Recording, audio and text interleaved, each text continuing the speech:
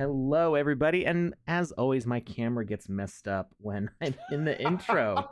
I spent like So 5 minutes adjusting my stuff, and now it looks awful. I'm all ghostly and stuff. I mean, We're gonna you fix it. look handsome as ever, but like there's a little bit of snow in there. You know, Yeah. it's Christmas. It's Christmas time. It's just thematically appropriate. Thank you, Alex. I appreciate that. That's an extra attention to detail that you threw out there. Mm-hmm. All right. That's gonna be close enough, I guess. Alex is not having my crap today at all. Lucas was late. I was. That's I was very. I got new a good story username. for that though. I got a Okay. good Yeah. story for that. What's the Yeah. story?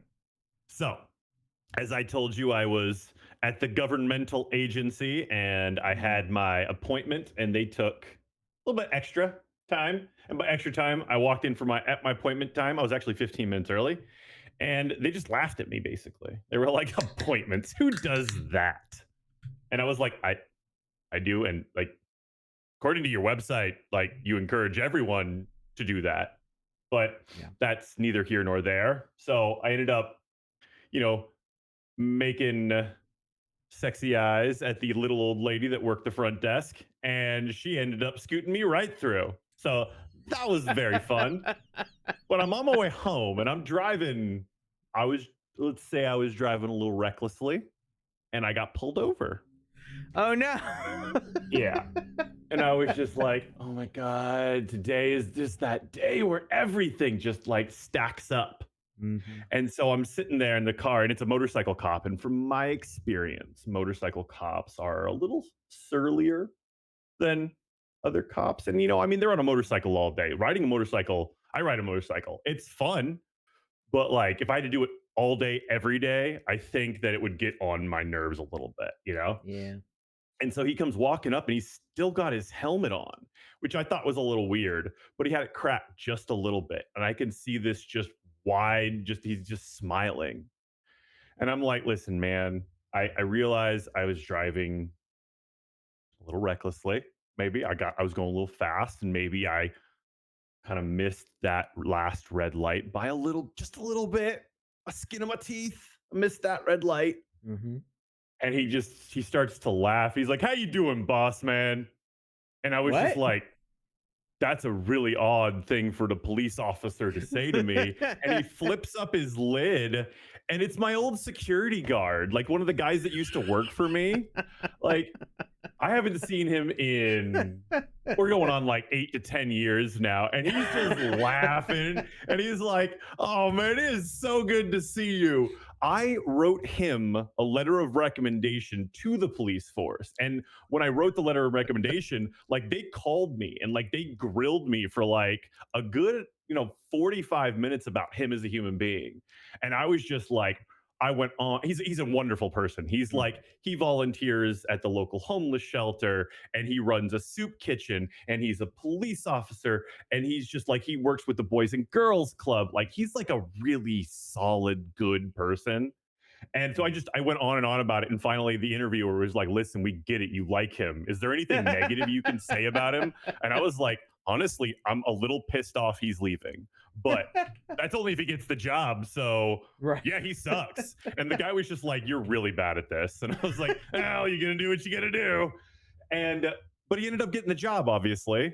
And I kind of lost touch with him after that because I mean, he went through the academy and all that stuff. But yeah, so it was one of my old security guards, and he's just laughing. He's like, you look like you're in a hurry. And I was like, yeah, I'm in a little bit of a hurry. He's like, why don't we exchange numbers? I'll call you later. You get out of here. And I was like, oh my God, thank you so much.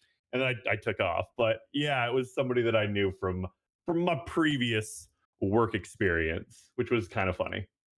It's funny to bump into old coworkers where you don't expect them. Exactly. Yeah. It was like so ominous though. All I could see was like his mouth. And You there were was ready just for him wide. to melt into like metal and I like destroy was you Terminator style. 100%. I thought he Yeah. was sent back from the future to kill me. I was like, this is how it ends. This is how it ends. Terminator was a documentary about my future life. Right. You're Sarah Connor's father? Cousin. Niece. You're Sarah Connor's niece. I don't know how it works. Family stuff's weird. All right. Welcome to the Sandbox stream. Hi, everyone. When we're not talking about our minor traffic infractions, we are building the metaverse over here. Yeah. So we're starting it off with a early giveaway right now. Right, meow. This one's open to everybody. Mhm. So go ahead if you already have gotten an orange hat or any hat previously. Go ahead and fill out the form that's dropping in the chat now, and you know you'll be eligible for this giveaway. Right, meow. It's in the chat. It's a surprise what it is because I didn't really do anything special for Christmas. I kind of like it slipped my mind. We were busy doing Panda's super extra long special stream, holiday party stream, and I just totally spaced on doing giveaway stuff for that. So, yeah. All right. Whoa. Okay. Vodact is currently on a 25 stream streak. I don't even have that. That's impressive. Yeah, I don't have that mine either. Got destroyed because I didn't watch one of Panda's streams one day, and I didn't think of it. I saw it pop up, and now I'm a little annoyed because I'm on like stream 4 or something. Vodact, congrats, friend. I don't know if I've ever gotten a 4. I don't. Yeah. No. Wait. Yep. What? Huh? As I'm a bad friend. I don't watch Panda stream. Actually, I don't watch streams in general. Like I really enjoy doing streaming, but watching streaming, I feel like there's more productive things that I could be doing, and I can't do them if I'm watching a live show. I can do stuff like watching a TV show because I can like pause and rewind and stuff. But if there's somebody actively talking, it takes like all of my concentration to pay attention to what they're saying, and I get nothing else done. So that's totally fair. I've watched Panda's show a few times. I was watching Panda's show when I offered for her to join the Creator Fund. But in general, like I don't watch it, so I basically miss every other stream that we do on the Sandbox. So I get a streak of 1 every week. Can we do something special for Vodact? Ooh. Well, I think they get a whole bunch of bonus points, I think. So it was like 400 bonus points. It wasn't that much. Oh, okay. Yeah, I don't know. They are the first one that I have seen cross that threshold into the 25 mark. So I have something that I would like to do for them. You okay with that? As long as you're not giving away my stuff, you can give away. No, I'm not giving away your stuff. But send me a whisper. I will tell you in our chat. Oh.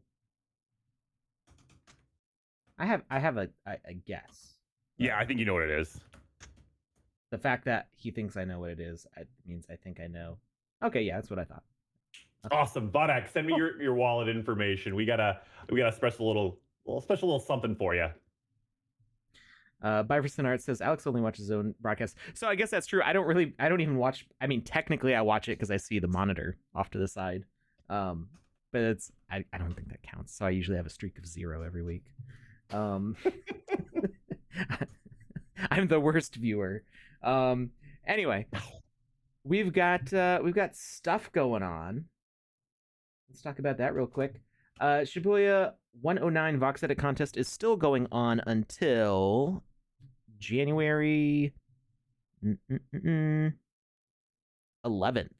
Still plenty of time for this one. You got a whole 2 weeks. So best of luck with that. Building a fashion booth. So yeah, I like booths as like a thing for people to make in Vox Edit and voxel art because I really enjoy practical, realistic spaces. That I got my start with voxel art making like my office and like rooms of a house and like the apartment where I lived at the time. all sorts of stuff like that is just a really having a realistic space. I think is really cool, and then seeing what kind of decorations people do is always really exciting. And then you're combining it with fashion, so it's just a really interesting concept, I think. I dropped a link in our chat again, something else this time. It's to something somebody else has done for this contest. And I was really impressed by it. I thought you might want to pull it up and just show people what other people are working on for this Oh, contest. okay, yeah. This is Sanfam Iritos. He's been around for a while, and it's been really a lot of fun watching him just learn and develop and grow as a voxel artist, because every time I see him put something up, you can see the development, you can see the growth, you can see he's just learning and growing and evolving as an artist, and it's so cool. And when Panda was describing the Shibuya 109 fashion booth contest, like, I didn't really know what that meant, and she showed me like what she would do for it, and that explained things. But then to see this kind of helps me even more. And I really like this as just a functional model, because you could easily drop that into any experience, and that could go with so many different themes. The there's two important things to note on this, and I like this Okay, render. Actually, three important things.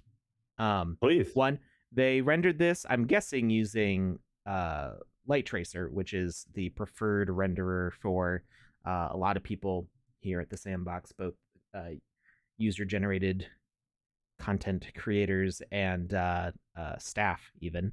Um, so, what is cool is that we're getting the more recent update. I think it came out almost a year now. At a time's flying, but they added dynamic camera settings, so you can actually define a bunch of points on a timeline with changing the camera angle, the settings. You can zoom in and out, and move the camera around. You can even do things like change the focal length, so you can like change your focus uh, dynamically, which is really really cool. But great use of it here to make a very nice loop. I think it's a seamless loop, isn't it? It It looks is. It is a seamless pretty loop. Yeah. seamless. So it's a seamless loop, and it's going. You're doing a fly through the inside. You're seeing it around all angles. This is a really nice way to display the artwork, to give a good sense of all the detail that's in there. Second thing to note, I really like what's going on with the kind of pixel art style here. Mm-hmm. There's a temptation a lot of times to, like, because in Vox Edit we can put things at an angle. There's a temptation to make everything angled, and that is a way to madness. I mean, there's a lot of people Very much who so. do it really really well. Some of the best artists in the Sandbox, some of my favorite artists in the Sandbox, I should say, have a really good sense for like angling details and stuff. And there is some angle stuff going on here, like with the roof, um, whatever these things are called. Tiles, This they shingles, they might be shingles. I'm sure there's probably a slats. technical name. Slats is what I was thinking, but I don't know if that's what Mm. they're actually called in this kind of architecture. But there would be a temptation to do like all this decoration is angled, and I actually really like it with this pixel art style. In a way, it reminds me of like Mayan art, actually. Like this outlining style makes me think of like Mayan wall paintings and stuff. Um, so I don't know. It just looks really good. I think even with it being like pixels instead of or voxels instead of angled bits. So it just looks really nice. And then third point is that it does not appear that there's any animation on the actual asset itself. There would be a desire, at least from me, to have like these lanterns be animated, like swaying, which would look great, but then you wouldn't be able to walk into this space at all. Mm-hmm. Um, so you, by doing an animation like that, you would make this all one big chunk of collision, which would not allow players to explore and interact with the space and put things inside that you can go up to.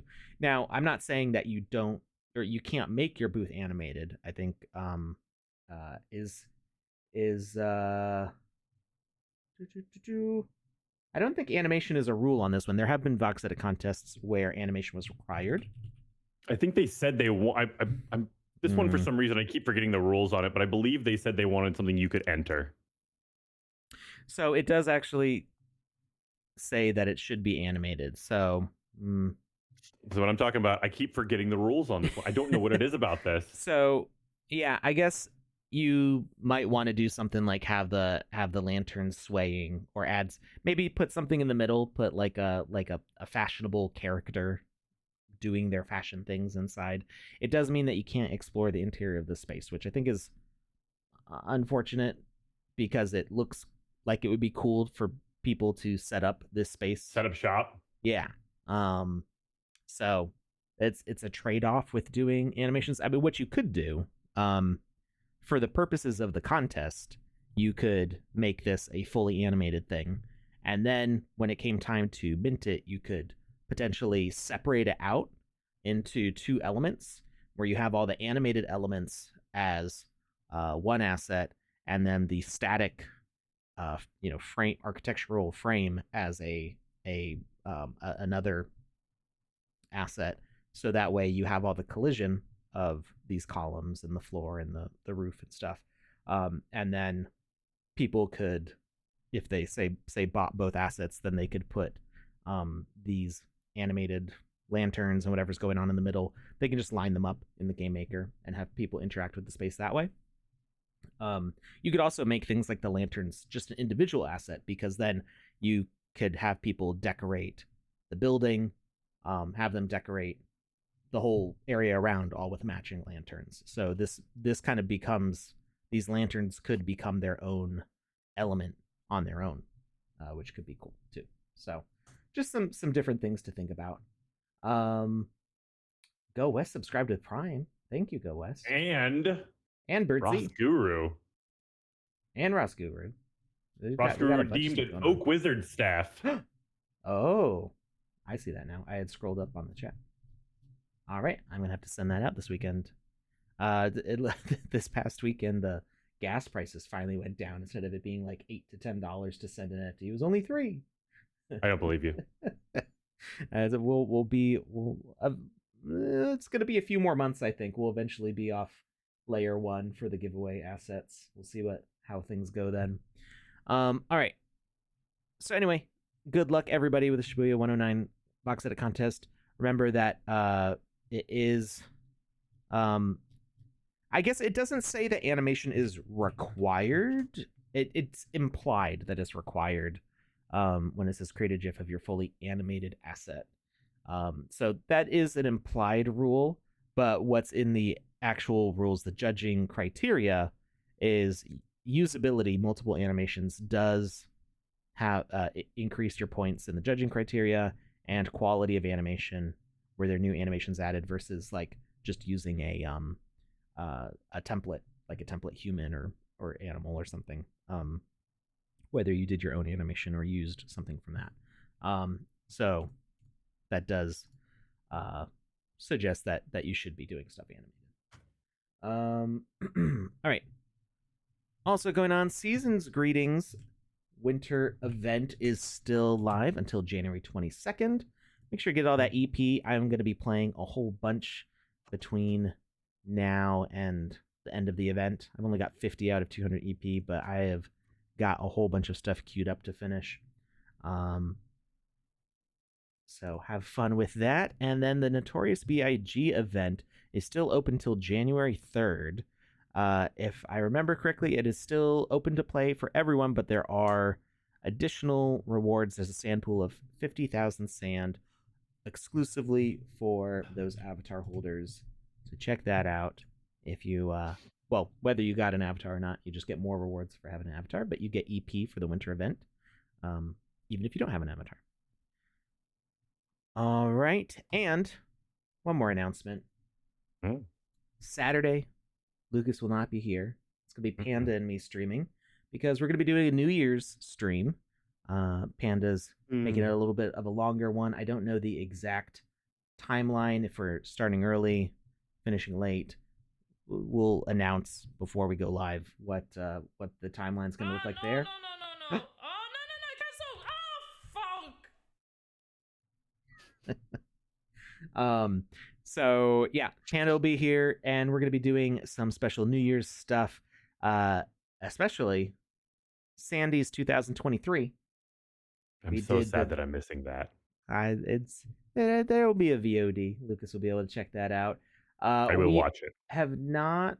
I don't know when we're going to announce the nominees. The voting is in progress currently with the council and staff members of the Sandbox. Panda's going to sort those results. We are going to have um, winners in 8 categories, including stuff like um, best level design, Best best Lucas. experience. Yeah, Lucas will get his best Lucas award as he gets every year, Mm. unless the Sandbox's CTO Lucas comes and crushes the competition. We'll have to see. It is spelled differently, so I don't know if spelling counts. No, it doesn't. It's all Yeah. Lucases everywhere. All Lucases, all Lucas. It's pretty fierce competition. Usually somebody dies. Last year somebody lost an eye. It was really intense. Is there a category for the zombie who's lost the most weight this year? I don't believe so, but we Oh. will keep that in mind for next year, maybe. Um, and yeah, so a bunch of categories like what we had last year. And one special one, you as an audience will get to vote on one category only during the stream. Oh. And it's going to be for the best Bomkus trial, and the award will go to the level designer from the Sandbox who made that, who designed that level. So Okay.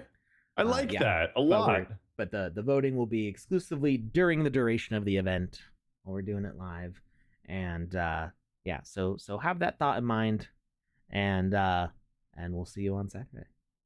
Can I leave my vote with you before I leave in case there's a tie? Sure, it's fine with me. Yes. Yeah. I like it. All right. So we're in the game maker now. And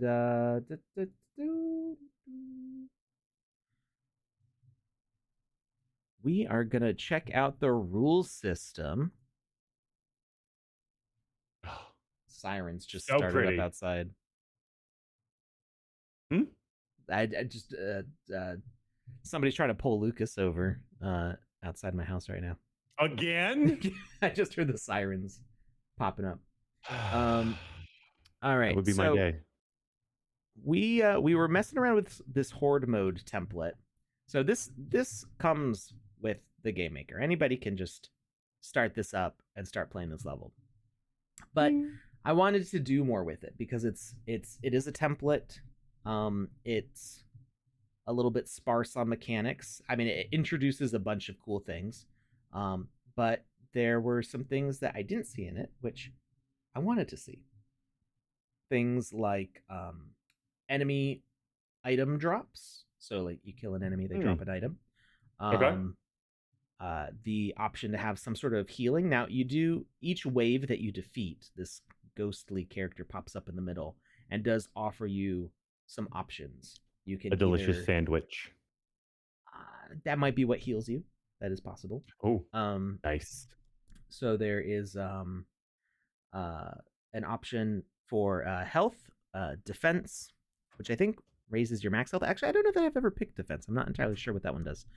It might just be a damage reduction. Actually, I think it's a damage reduction boost. And then there's one that heals you also. So there's that. But I wanted to see what we could do as far as pickups that would heal and how exactly we would get that to work. Because there's a new heal and damage message system in the game maker, and there is also new variables which we can show on screen. There's no life system in this experience right now. So when you jump off the edge and fall into the blue abyss, you just respawn back at this point. It doesn't actually kill you anymore. So that's something to take into consideration when designing a game. If you want players to lose a life for falling off the edge. You're gonna have to make a mechanic for that. But I think it is Give them like nice. 3 lives. Well, you have to give them a way of losing a life, Mhm. because when they fall off the edge, they just respawn with their health intact. So like, let's say we fire it up here. Oh, I forgot to change. Well, actually, it's running pretty smoothly. Oh, I forgot. I made a little change to damaging blocks because I was testing something. But if I jump from up here and I get some damage, I have 88 damage right now. I can, well, okay. I'm gonna need What to. happened? No. I got too close to a mossy cobblestone block, and it's killing me, which reset my health. I was trying to show that jumping off the edge doesn't change your health. So we're gonna get rid of this. One time I went to Washington, D.C., and a mossy cobblestone killed me too. I'm glad you respawned, though. I know. It was. I respawned in the back of an ambulance, but still, I respawn. It's cool. Yeah. Well, if you set up your spawn tags correctly, you can respawn anywhere. Yeah. So if I take a high jump from here, get a few points of damage, I've got 96 health, and then I jump off the edge, I just respawn with the same 96 health. So I think this is a good Nice. good change, which lets the game creator choose if the player can fall and have no health or life consequences. If you're doing a parkour map and you want to introduce health as an element for combat or for some other reason, but you don't necessarily want to kill the player for falling into nothing, then that's a nice option to have, because previously it would reset the health no matter what. Now what you can do is you can either make a floor and let players take the fall damage, which would most likely kill them, depending on what height you have. So that's one option if you wanted the health to reset on the respawn. Or you can put something like a void at the bottom, a void behavior, which will kill the player. Or you can do a sensor volume. That's not what it's called. It's called a. I want to call it the right thing so people aren't confused. It's a component. Trigger volume. There we go. You can use a trigger volume to say, okay, if the player enters this space, then they die and they respawn, which will also reset the health. So you do have options to make the health reset, which is what it would have done previously.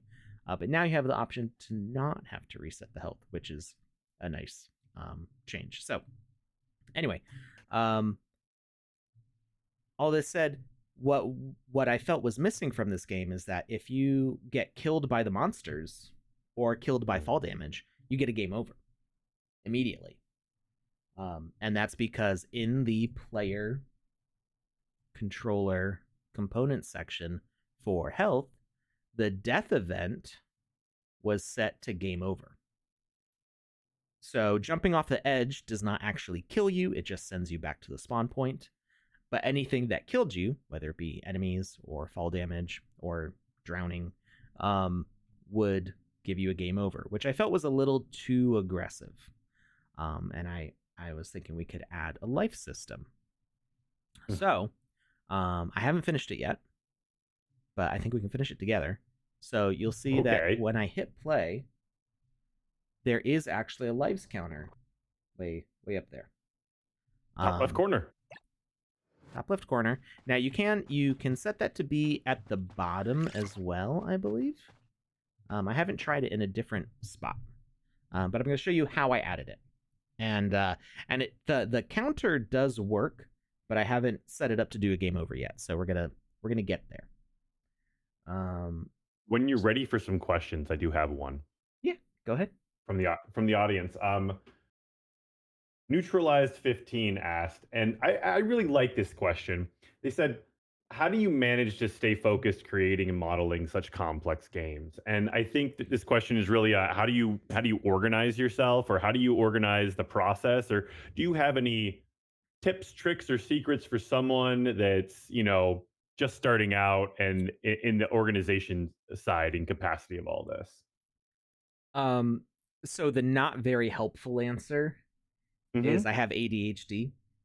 Hmm. So uh, that doesn't mean that I'm necessarily ADD and ADHD are different things, and Hmm. sometimes people will describe ADD as like that squirrel behavior of dogs, of just like they can be doing a thing and then immediately get tracked off to something else, um, which can happen for me, but the the H in the ADHD is hyperfixation, and I do that.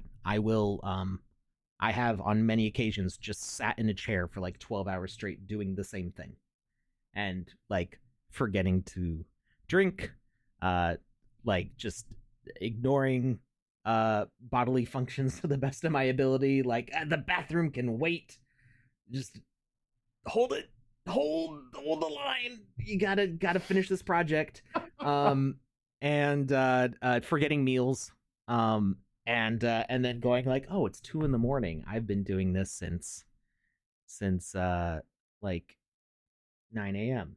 I should probably go do something else. And I've gotten better at um, helping myself to like function as a human while hyperfixated on something. Some things that have helped is uh my office is right next door to the bathroom. I've got a little mini fridge on my desk full of caffeine, which also helps get my brain chemistry in the right place to like focus at a good level, to like not let myself get distracted.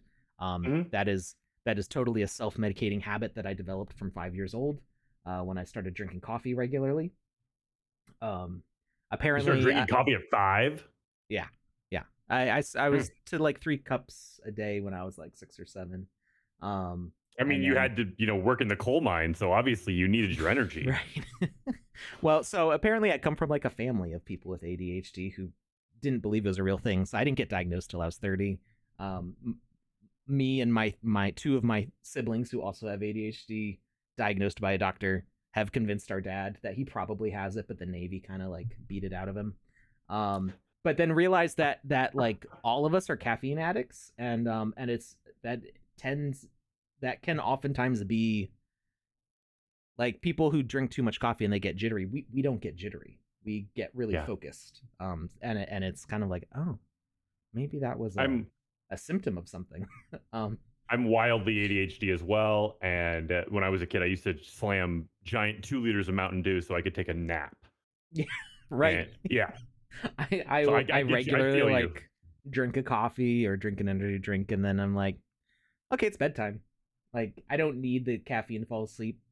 It is possible for me to get too much caffeine, and I do get jittery, but that's like if I have like multiple espressos in an hour kind of situation. So it's different for everybody. So that, like I said, that's not a very helpful answer. Like you can't just develop ADHD. Like No. being sat in front of a Oh TV no is not no no really the no way that no! works. Oh no no no! Cancel! Oh fuck! Oh, there was a weird like pause in it.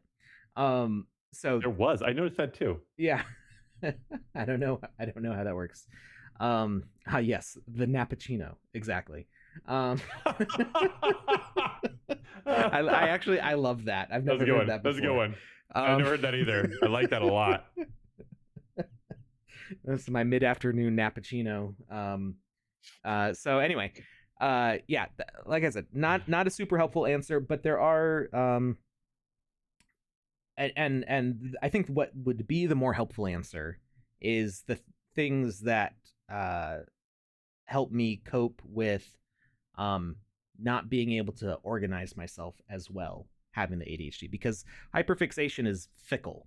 It's if I really want to work on this project, I will just slam that project for days on end, and just keep going going going. But if I don't get organized, a lot of times that work can get very scattered.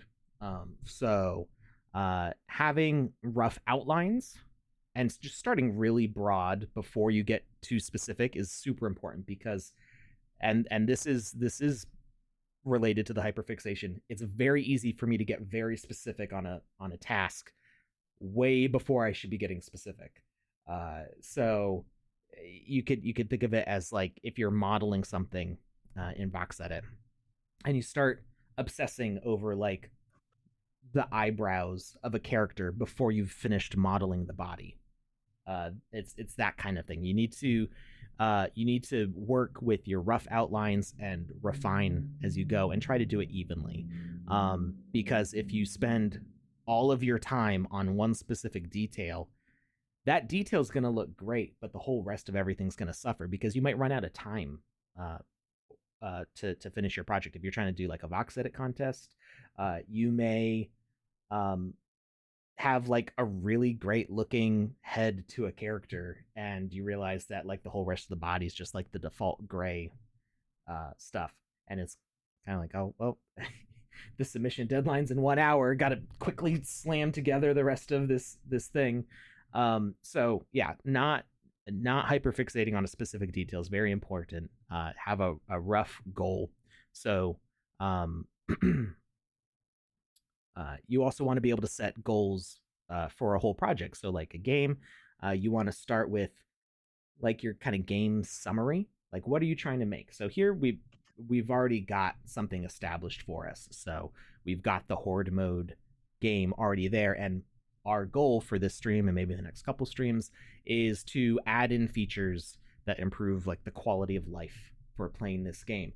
But if we were starting a project from scratch, I would want to go with that broad defining genre of like what kind of game am I making? Am I making a platformer? Am I making a adventure combat RPG? Am I making a visual novel? You may make some genre breaking. You may have a cool genre breaking idea, but you want to define very roughly what that concept is, and then start working towards manageable checklists of broader goals. Like, okay, we need to understand how big is this space? How much content are we going to put in? Is this going to be a 15-minute game? Is this going to be a 2 hour long game? How much are we going to try to cram in, and try to start blocking out what that space is going to be and what kind of mechanics you're going to need in it. And I mean, we could make whole streams about just project management. I'm sure Lucas probably has a lot of insight, as he's got a whole team of people who have worked on multiple projects like this. But maybe we should save that for next year. Do a Okay. how to be a game director stream. That might not be a bad idea. Yeah. We could do an entire like series of episodes around that stuff. Lucas is probably a better person for this question than me, because while I've done a lot of modeling in Vox Edit, I have not done as many complete projects as Lucas's team has. Well, I mean, I think it would be great to have both perspectives on it. Like, you are ground floor and management. I am management and ground floor, but like the ratios are like, I feel like they're exactly opposite. Like if you're 90-10, I'm 10-90. You know what I'm saying? So it might be really nice to have both perspectives on that. Yeah. Maybe we should plan that out, and Yeah, that'd be great. Oh, I love that idea. We're gonna do some broad strokes on planning that stream, and then maybe make some checklists of things to talk about. But yeah, it's a very in depth response to what is kind of a simple question, but there's people who like teach college courses on this, so it's kind of difficult to dive in too deeply. But main thing is have a rough idea of what you want, and start rough. Don't start too specific. Checklists are always good, and try to work on points at a time, instead of what's tempting for me is like get real focused on that point and then jump to somewhere else in the list, and then have like 4 points at the same time. Sometimes hyperfixation does not like, I'm hyperfixated on the project, but I'm not hyperfixated on a specific point. So I've got like 4 different ideas that are all fighting for attention at the same time, and that can be a real struggle. So I was just going to say, don't get lost in the forest for the trees. Yeah. Whether you have ADHD or not, that can be a thing. So, yeah. Anyway, we'll talk about that more in the Yeah, I'm excited. future. I'm excited for 2024. Yeah, awesome stuff happening. Um, all right, so I was gonna check out what we can do with this lives box. So to define variables, like we have that lives counter on the screen, we can go to our gameplay tab and game rules. And now actually putting it on the screen was very easy. And we're actually going to use this little expand thing to make it big. I'm going to zoom in so you can hopefully read what all these things say. So there's this little flyout window for variables here. And all I did was press this plus button right above my head. And I was able to select what type of variable it is. You can store numbers, you can store text, you can store time, or you can store true and false values. And I wanted a number. And then we select whether the variable is global or local. This global is, I think, pretty much the only thing you're going to want for single player games. But local becomes important. I mean, I think global and local maybe doesn't matter too much for single player games. But global means that it affects all players, and local means it only affects the single player in a multiplayer game. So if you have quests that are being played by any one player in a multiplayer server and you want it to only affect them, you're going to want to use local variables versus global variables, which will affect everybody. So if you're doing like a team event where all the players have to work together, you could use global variables. Then we need the name. So I think I called it lives. So we're just going to say lives 2. And then I put what the starting value is. So you can define this. You can define your starting values different ways. Like you don't necessarily have to say that this is 3. You could have like the start of your game have a question of like, do you want easy or hard? And easy would be 5 lives, and hard would be 3 lives.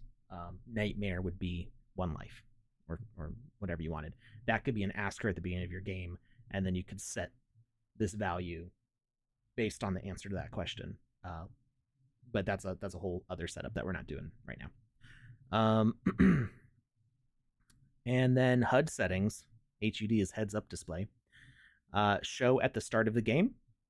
So you can toggle whether the variables are shown or not at any point in the game. So we wanted that one shown at the beginning. And then display position, we can select bottom or left side. And display order is what order they're stacked on that bottom or left, depending on, I guess it would probably do like left to right versus up and down. If you display on the bottom versus the top versus the left. But display order, whatever the lowest number is the one that gets shown first. So if you say something is display order 0, it'll be at the top of the list, and then 1 will be below that, 2 will be below that. And then name on the HUD. So you don't have to name the variable the same thing as what you call it on the heads up display. So, it just gives you some options there to change that name. And then you click create, and it gets added to this list.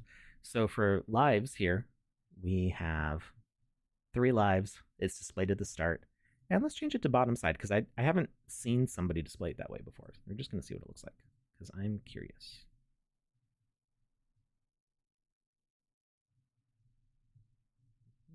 Dr. Metaverse says, oh, there we go. That's what I was going to ask you what he was saying. What's yours and Alex's answer to the form question about an IP you want to see? So my question on the form was, if you can see any brand, franchise, or IP in the sandbox that isn't already here, what would you want to see? What would it be? And I'm going to guess Alex's is Legos. It's a guess. So, well, yes, maybe. So there's a challenge there in that, as somebody who has worked with onboarding these brands, Lego is a very complicated IP because that Mm-hmm. includes Star Wars, Indiana Mm-hmm. Jones, Marvel. all the Lego original IPs, the Lego Movie, Bionicle. I would love to see Bionicle because that was my stuff back in the day. Um, there's a lot to that IP, so that would be very cool, and it would be a very broad scope thing. I would hope. Um, one of the challenges though is like thinking about like what mechanics we have available. Could you make an awesome Lego game? Absolutely. Uh, Mm-hmm. would would it be Lego enough for me? Ooh. I'm not sure because like we can move things and we can assemble things. Thinking just the logistics from a building side of like how would I make this Lego thing work? My head is turning the gears and all sorts of like, oh, I could do this and I could do this and I could do this. I'm getting 5 ideas every word I say right now. Um, but it would also be very hard, and I think that there's more narrow scope IPs that I would also like to see. Um, that we could maybe work more freely with. Mm-hmm. And that is sort of like the back end politics of it, of like, Mm. yeah, we could get Lego, but we wouldn't be able to use all the stuff that they've done with Disney, or Yeah. they've got all the cool cars, the cool car models. You can make a Lamborghini, you can make a Ferrari, you can make all these different real life brands out of Lego. Would we be able to do that right away in Sandbox? Probably not. Um, It's so IP on IP on IP. Right. Yeah. So, yeah, we could maybe do like the Lego movie specifically and then not touch on all the other, like even the Lego movie has DC and Lord of the I was gonna say Lego Rings Batman and rolls in there. right. Yeah, he's a major character in that movie. Um Maybe one of the best renditions of Batman ever to be done. Um so yeah, that's a very that would be a very big IP. It's like overwhelming to think about all that would be involved. It would be super awesome to have Will Arnett, do some voiceover work in the Sandbox though, because That would be he's cool too. amazing. I would love Lego Island, the What's game from that? like 1995. That specifically to be in the Sandbox. I would love to rebuild Lego Island in the Sandbox. It would probably take like at least a 2x3 to do it justice, I think. Um, we would need racing mechanics and flying mechanics. Um, but that would be a cool game to be remade in like full 3D because it was a whole 3D island that you could explore, but there were certain elements of it that were kind of like um that kind of took you out of the 3D world. It wasn't like a fully open world. Like when you went into a building, it was then kind of like a point and click where you could like Mm, turn around and like look at different things. It was a very much multimedia game when that was the term that was used for those kind of games, with full motion video and all sorts of stuff. And it's still playable today, just barely. You need to do some like modding and stuff to get it to work with modern GPUs, but it's still a really cool game. Um,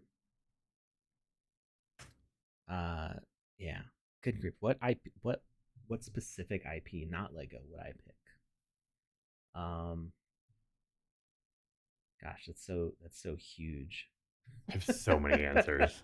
So Right? many answers to that. I mean, if I could just say Star Wars, that would be the one. Like just Star Wars, not connecting it with any other, Disney or Lego or anything else. Um, Star Wars is probably my favorite storytelling of all time. Um, Lord of the Rings would be pretty cool. Um, Chronicles of Narnia, Redwall. I'm just going back to like all the books that I read as a kid. Ooh. um, Yeah, That's a good call. So my answer to this one's kind of like yours. It's like, how does one formulate an accurate response to a question with so many I like all the variables? things. I like all the things. Yeah. So I'm writing a list as you've been talking. Mm. So if I had to like pick one, like I would want to go like kind of old school and pick Exo Squad. So it was my favorite show from back in the day. It's like an old cartoon show, and it was literally just humanity like wanted to terraform like the outer planets. So they made these robotic suits that they could wear called E-frames. They're basically robotic exoskeletons. So they Mm-hmm. could go about and do their thing, but then they realized there was just too much work to do. So they made new humans. They were called the Neo Sapiens. And the Neo Sapiens like ended up there was an uprising and they like threw This is overthrew humanity, and it was this is just straight up the Avatar just totally like jacked this design. oh my god, so much so. Like that's not even that's the troop transport if I'm not mistaken. But there's like so many cool E-frames that were just so beautiful, but it was based off of BattleTech. It was like the people that own the IP for BattleTech created Exo Squad. So and that's the other thing that I'd love to see BattleTech out there. So Exo Squad, BattleTech, Neon Genesis, like all of those would be wonderful. But if we want to get a little more like fine tuned, a little more modern, I'd anime. I'd love to see My Hero Academia. Like that would blow my mind. Like that would be wonderful. Or just straight up Marvel. Marvel in general would be incredible. But there's also a book series that I am head over heels in love with. It's called He Who Fights with Monsters. And the author is just so incredible. He writes a chapter a day, 6 days a week. I don't know how he does that, but he could just pump out content for something like this, or storylines, or whatever the case may be. And I would love to see a novel in the sandbox that I know and love. That would be really cool. uh have we had any anime stuff yet? So there was it's not really anime, I was it's gonna say Pororo. that's That's not anime. it's not anime though. It's just animation that comes from Asia. Yeah. So eh. um Yeah, uh anime is yet to be seen in the sandbox. I don't really think we've seen any. Like the closest I feel was uh uh good grief, the MMO from Korea. Why is my brain not remembering what it's called? We did the game jam for it. Ragnarok. Ragnarok. Yeah. So Ragnarok is Oh, Fist of the pretty. North Star. Oh yeah. How did That's we forget about anime. Fist of the? I have no idea. Wow, who said I. that? Mr. Furious X. Thank you. Thank you so much. Yes, that is totally anime. Captain Tsubasa is a manga, isn't it? Is it also an anime? I guess a lot of these things are both, So depending on. Ninja Puppy Inbox is saying Invincible is an anime, and I disagree with that Mm, wholeheartedly. I it, it It's not. no, they're saying that to uh Captain Tsubasa also being an anime. Oh, Yeah. Um so yeah, Invincible I don't think is made by a Japanese studio, is it? it's not. It definitely doesn't look in the The original, style of. yeah, the books were created by a guy in Arizona. I'm just gonna throw that out Yeah. there. It's I'm not I don't know that I ascribe to the like the anime has to be made in Japan belief, No, because I I mean know just some people do that, but definitely there's stylistic choices in anime, visually at least, that are varied but still pretty consistent. And I don't know, when you watch enough anime, you can just kind of like look at it and go, that doesn't really fit for a lot of their reasons. Exo Squad, the show I was talking about, was considered to be like an American anime because of the style for it. So I completely agree with you. Like it doesn't have to come from Japan to be an anime. That's not something I'm saying, or something that I Battle50. think.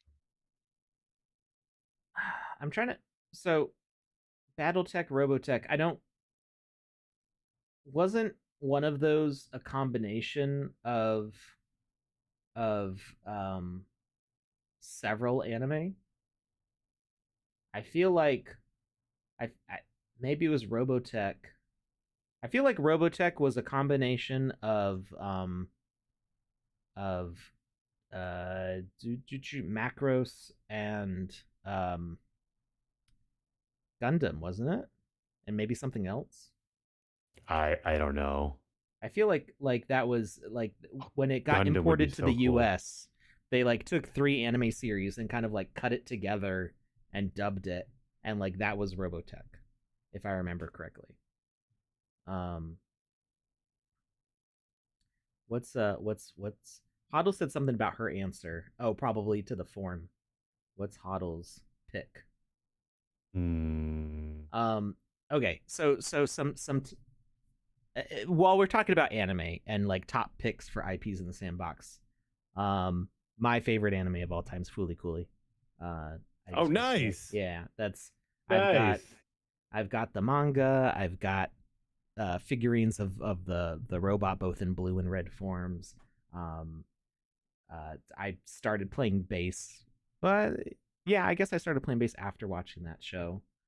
There were other reasons I liked bass before that, but that was what like was like the motive. I need to have a bass now. Um, one day I'll get a Gibson EB0. Alex Probably not. loves ska. He was just looking for an excuse to play the bass. Let's I all didn't be start listening to real. ska until I was in college. Actually, Hmm. like I mean, there was ska like in the cultural zeitgeist that I heard, but I wasn't aware of what it was. Um, but it was my friends in college and my future wife who got me into ska. Really, um, I was definitely listening to metal and new metal and pop punk when I was in high school, all on my own. But yeah, Radiohead and Muse kind of really got me into playing bass a lot. Some other things. Um, but yeah, I want to see TV faced robots in the sandbox. Yes. That's what I want. Yes. So when I can't remember what it was. What back when you and me first started talking, there was the robot headed avatar PFP program. Sandbox did a helmet for it. Oh, Metro something something. Vogue. Oh, Vogu, yes. Yeah, I was thinking of the helmets Mm. from something else, but yeah, Vogu definitely. I saw somebody ask while we're talking about NFTs and stuff. Mm. Somebody asked about if Polygon frames were fixed. Now I know that frames were fixed for OpenSea in general. Um, so let me see if I can find. Um, so I've still got my Vogu stuff. Um, now let me see if I've got anything on Polygon. Chains, Polygon. Um, I mean, I guess that the sandbox assets would work. Um, well, let's go. We'll go with a flower girl Mm. because I have not tried a Polygon one yet. Is Flower Girl on Polygon? This one is they Oh, so okay. the main collections on ETH, but then they release artwork to holders on Polygon. I didn't even realize that they were doing that for like months, and then I like saw my hidden folder on OpenSea. I was like, I have a bunch of artwork. um, so we got a large square frame, and I'm guessing this is the side that we want to look at. And we're going to add an NFT display.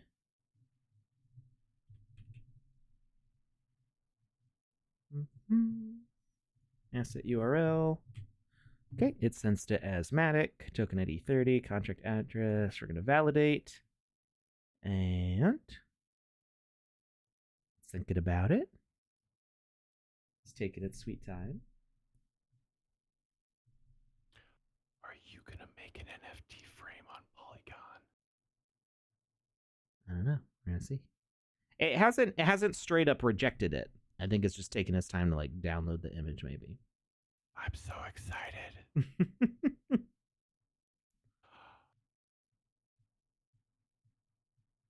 um, I guess my other what would be cool, but I don't think it would work well in the sandbox. My second favorite Japanese IP is Blame, BLAME exclamation point. It's like blam, but um, the whole concept with that is these really ginormous spaces that are like you can't fathom how big they are because they're like these machines, these building machines took over the earth and just kept on building layer after layer, kind of like Coruscant in Star Wars, but like Hmm. the moon is inside of Oh, the so they city. keep going. They kept going like out of control. Like humanity is like little villages sparsely spaced out in these giant concentric circles of Earth. And you also get the idea that the character can just kind of live for like hundreds of years. So over the course of a few pages, he's walked tens of thousands of miles over the course of years. Um, and you kind of like it's hard to grasp. But you start seeing like there's clouds forming in rooms in this space because they're so big. You can see a path, a giant like conduit tube just go past what you can see. No, it didn't work. Well, we'll try something different. Um, it may have just timed out, and whoa, my ear just stopped working for a second. Do You okay over there? you ever get like hit with tinnitus on one side where your ear's just like and only on one side? It just kind of like your ear just says, "I'm gonna peace out." It's gone now. I Like mean, I can hear in both ears now. I mean, I at one point in time, I spent a lot of time on the firing range, and Mm. so like I basically don't have hearing in my right ear. Oh, I can hear in both ears. It's just Oh, I cannot. no, it's like when your sinuses get plugged up and like in your hearing is like not so great because of the sinus congestion. It was like that, but it was real transitory. It was just like just one ear just suddenly went boop, like I got hit in the side of the head, but which obviously did not happen. But let's It drives my try wife crazy because she's usually on my right side, let's try and my this and my my left side's not good either. Sandfam OG token of gratitude by by a whole team of people here. Yeah, I think Dr. this, Metaverso and who else was I can. Batman. I will tell you. Lucas got the I, links. I noticed this like a couple days ago or yesterday or something, and it really. I had a moment where I may or may not, after reading the write up on it, may have gotten a little choked up. Hmm. Um, but this was by Batman, Cold Cuts and Cheese, Dr. Metaverso, Iratos, Tom Voxel, Vox Machina, Woke Zombie, and Ekion. And I thought this was incredibly sweet. And I'm definitely not getting choked up now thinking about it. It's not happening. Nope. You're getting choked up. Mm-hmm. All right. So I don't know if the problem is with the particular items I'm trying, or if just in general it's not doing so well. That's also Polygon. I'm trying it with a regular one, regular, a mainnet, ETH mainnet one, and we're gonna validate and this could also be a server side issue. So Mm. what happens when you validate it? If I I have a limited understanding of what's going on in the back end here, but uh, I think the Sandbox's server has to reach out to OpenSea server and basically download that image to the Sandbox server, so we're not just hot linking to OpenSea's stuff constantly. Um, and it may be that some server side issue on the sandbox is like being slow to communicate with OpenSea. Hmm. We did last time a week ago. We did a building stream, and we were able to pull ETH mainnet stuff basically instantly. Ninja Puppy Inbox said, I just saw that red error message in seconds. Yeah, I mean it's gonna be like how many times it tries to do it. So I think with sandbox assets, it's not pulling the image. So sandbox assets have a thumbnail, this, um, and it may or may not, depending on how the data is formatted, it may or may not be able to pull an image. Oh, see, so this is a polygon one. We just did it. So this is my Captain Laserhawk 0989. I may have gotten that because I was born in 1989. Actually, no, I think I minted it. Yeah, I just got lucky with that. But we were having a hard time with some of the other assets on Polygon. Ooh, where'd it go? Oh, it looks so good.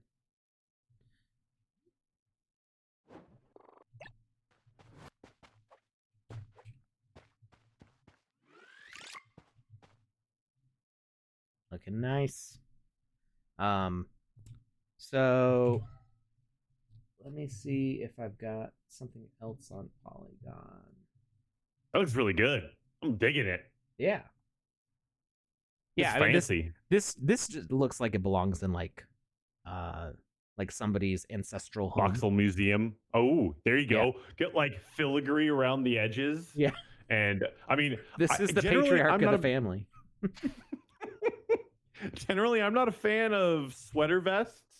I feel like if you This is want clearly a cargo vest.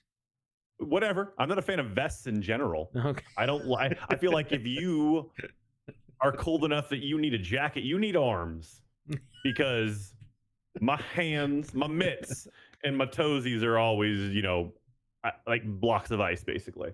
So Yeah. I just don't understand the whole armless jacket thing. It just seems Sure. lazy to me. I don't like it. Okay. But with his mustache and vest Yeah, combo, there you he is pulling it off. He looks dapper. I am impressed. Okay, so I just got another thing to work. This is from Crypto Kaiju's more recent thing that they did for Halloween. They had a whole bunch of these cute images, and you could if you drew the right thing, you could actually get a physical like ghost Crypto Kaiju model. Mm. I did not get the thing, but it's okay. I got a bunch of cool pictures. Okay, so yeah, that's let's see. Is this thing taller? It is taller. So if we're gonna fit to height, I'm gonna see if it scales because there was a point where the scaling didn't work as expected. Let's see if it's improved. No, it still appears to be cropping. Actually, I can't tell. What's this thing doing? No, it's stretching. So he's actually a little like taller than he is wide in the original image. Okay, but Polygon is working. So I would just try it with a few different things, and see what works. What was one of the ones that I tried before? Oh, I was trying a sandbox asset before. I was trying this token of gratitude, which I have a feeling that because it's a 3D model and not an image, is possibly one of the reasons it's not working. Like the data for this is the 3D model. There is a preview, but it may not be loading that. It used to for the OG models, but it failed when I tried doing that with the hat. Let me try something really old, something that may be formatted differently. I'm gonna grab a sandbox asset, In the original collection, we're going to scroll way down to something minted a long time ago and see if maybe the thumbnail data is formatted differently. We're going to grab this Dummy Dum Dum by, well, it doesn't say, but it's by Got a Stow.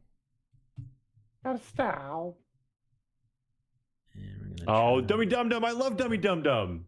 That was one of the first things I saw him running around in the sandbox as. I completely forgot what that was. Guy Stow's a wonderful human being, by the way. It is being slow to load this as well. So if it doesn't load Dummy Dummy Dum, I'm gonna be so mad. I mean, we could still put it as an actual asset in the game. So it seems to not be liking the thumbnails for 3D models right now. It used to load these. If there was a preview image, it used to just load that preview image in this frame, even for the ETH mainnet ones.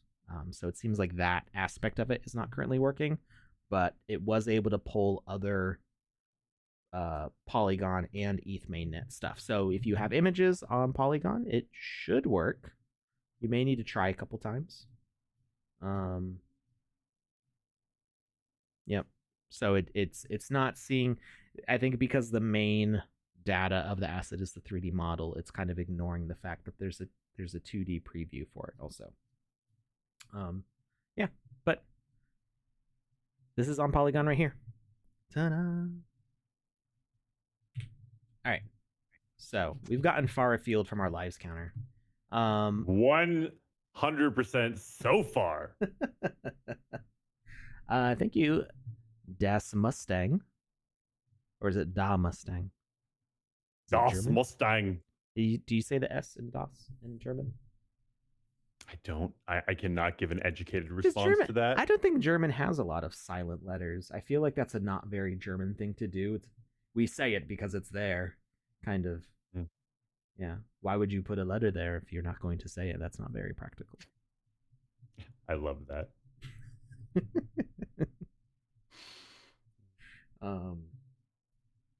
They may have silent letters. I don't know German. As somebody who speaks English and knows a good bit about English like language roots, I can recognize a few words, maybe some concepts, but I do not know German. All right. I also recently found out that my middle name is not German, actually. If it is German, it's misspelled, but it might actually be Dutch or something. Even that, it didn't seem like it was spelled correctly. Well, Danish, when my grandparents got here, they got to Ellis Island, they just changed their last name. So maybe it is misspelled.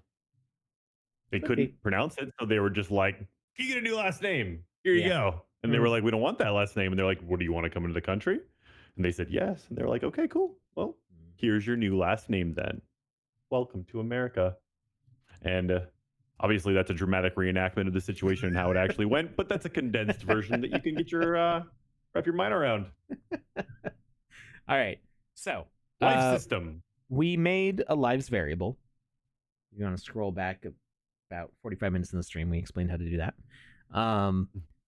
So we got the lives variable. It's displaying as soon as we start the game. Now we need a way for that variable to change when we jump off. Or not jump off, when we die. So what we're going to do, it won't change when we jump off, because if we jump off the edge, we don't actually die. We just respawn.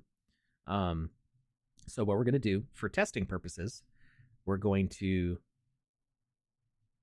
make that damaging block out of mossy cobblestone again.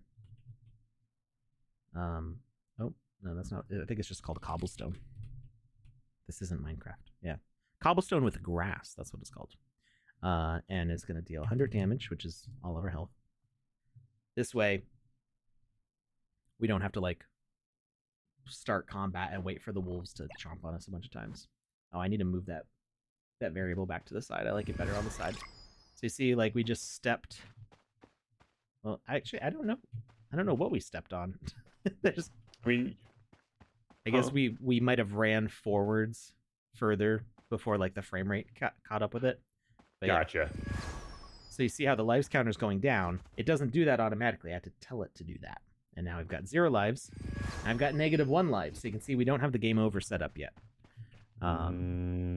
So let's go back into our gameplay.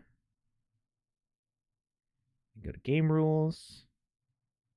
I'm gonna expand this because I like it better full screen. I don't have like things clustered around the edge.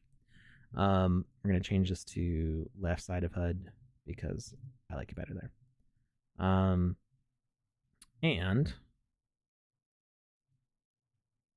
what we did is we just added this block here with some logic to change the counter. So on the player settings, jump over to player, controller, component, in the player's health component, and we can only add a health component. That's the only thing a player can have for now. We changed the death event from game over to reset, which puts us back at the spawn point. And then we set message sent on death to life lost. You can name this message whatever you want. I called it life lost. Now, something that I was struggling to get right before the stream, I was not getting that variable to update no matter what I was doing. And I'm like, what am I doing wrong? And then I remembered it's kind of hard to notice because it's on the first column instead of the second column. You have to change your broadcast type on death to all. By default, I think it goes to everyone in range. And that does not send it to the rules system at all. If you have it set to everyone in range, you could have a message broadcaster to relay that message to all. You could do all sorts of different things, but it's very simple to just change broadcast type on death to all. So instead of your death talking with all the assets in a bubble around your character, it's talking to the whole system. You can think of like the game rule system as kind of being like God over your game. And it's the difference between having a conversation with somebody and like sending a prayer up to heaven. So you want it to go to all, because then it's going to hit this system that's over the rest of the game and not in a localized space in your world. So set that to all, and then set your message sent on death. And you go back to your gameplay.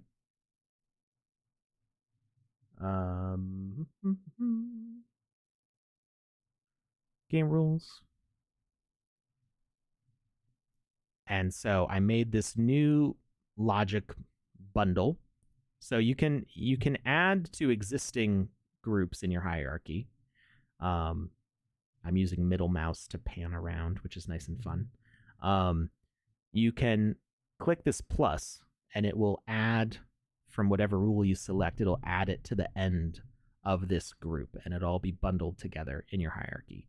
Or you can just click on rules without being selected on one of these, and you can make a new bundle. So I wanted to do this lives lost. So I did math and add, subtract a number. And we got a new rule set. And I called it lives.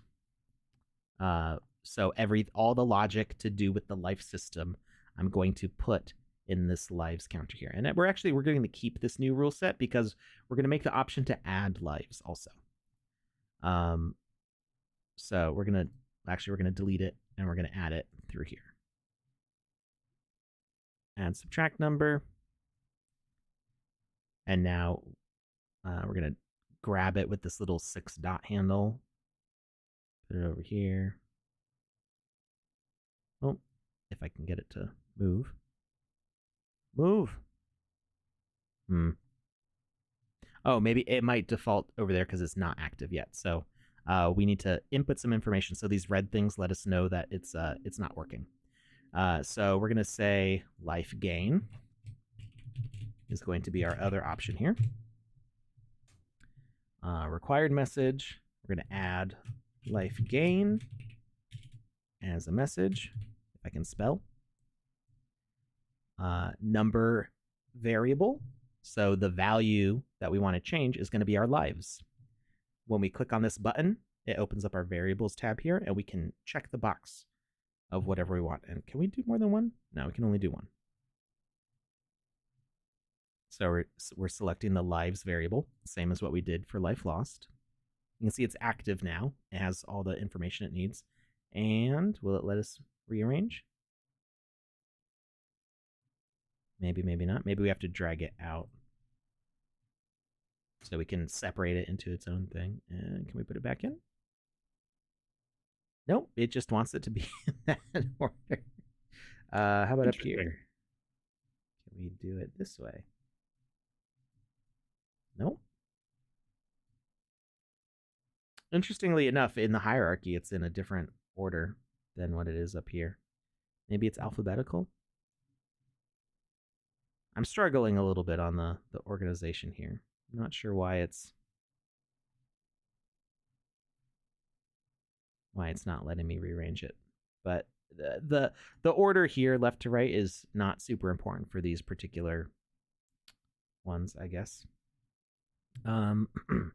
So we're going to change the value. So fixed value is going to be 1. That's the increment that we're changing it by. So in life lost, we have it be -1. So whatever our current life is, it's going to do -1 of that and move it down one place, 1 life amount.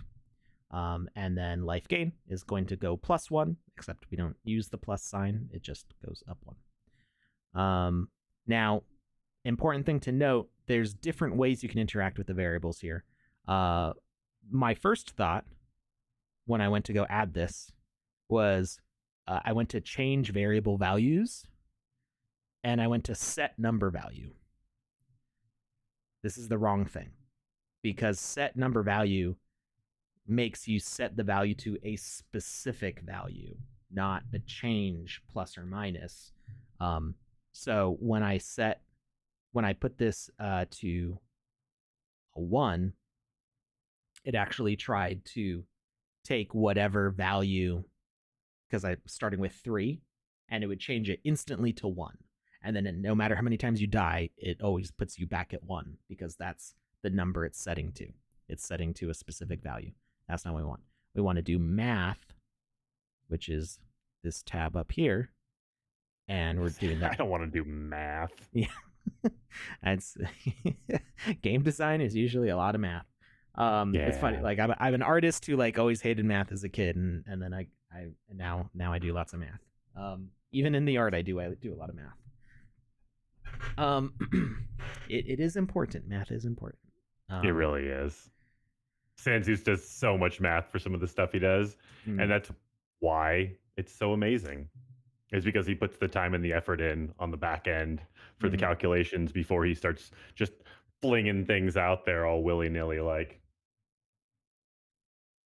Are people having issues with health being set to 1 when reopening their level? It was set to 74. The slider even moves to the left when you try and change it. You have to type in 74. I haven't noticed that, but I haven't been trying to set custom characters. I've just been using the default, so it starts with 100 health. If you're experiencing bugs, we do have a report thing, I think. I don't know. I don't remember where it is. I know where I report things as a staff member. But if you're noticing an issue like that, you can always try reporting it to Discord, I think. I don't know if V handles those tickets or not. I'm not sure. Anyway, add subtract number is what we want because we're doing math. We're not setting a variable to something specific. So we want something else to happen. Actually, we don't need this. I had this life update message. Well, because up here, I thought that maybe I needed to tell that variable to update on screen. Because there's some things up here for the HUD and user interface That made me think that maybe that number on the screen wouldn't update, but actually I think it does it automatically. So I had this life update message, but I think we can set it to none. And let's make sure that this still works.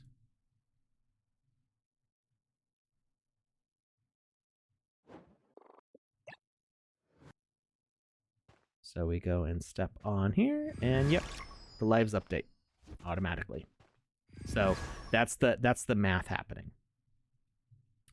So now we need to be able to have a game over based on that. So we're going to go back to our gameplay. We're going to go to our game rules. And rules.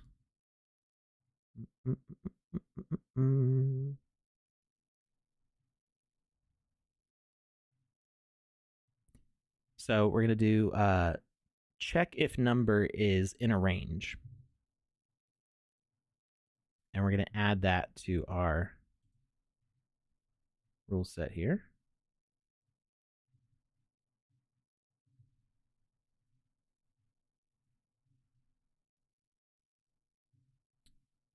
I'm running out of space. I'm actually going to slide all these things down a little bit.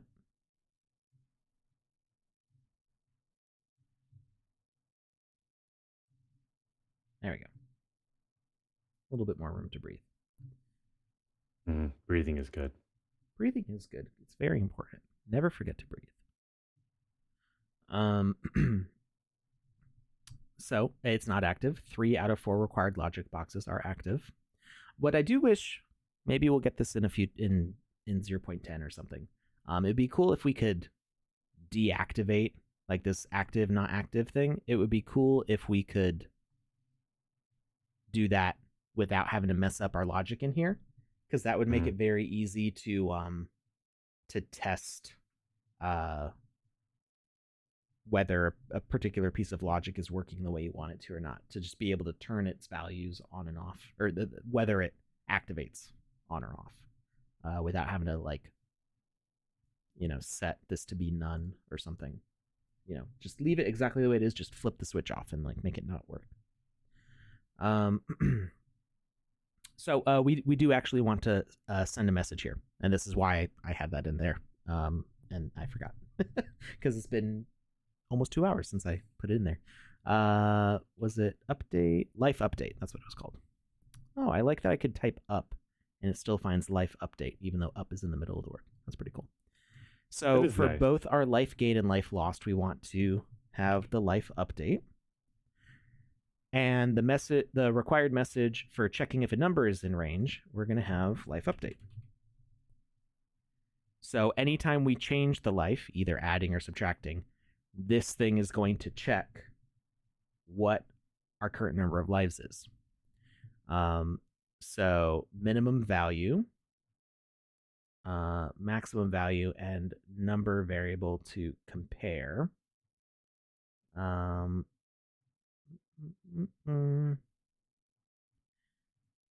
So our minimum amount is 0, I suppose.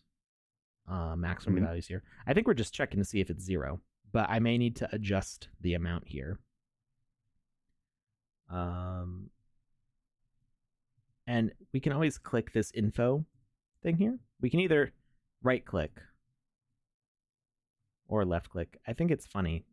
If you click on the button, it opens up the menu, whether you right click or left click. Anyway, it brings up this helpful guide that tells you what each section of this does.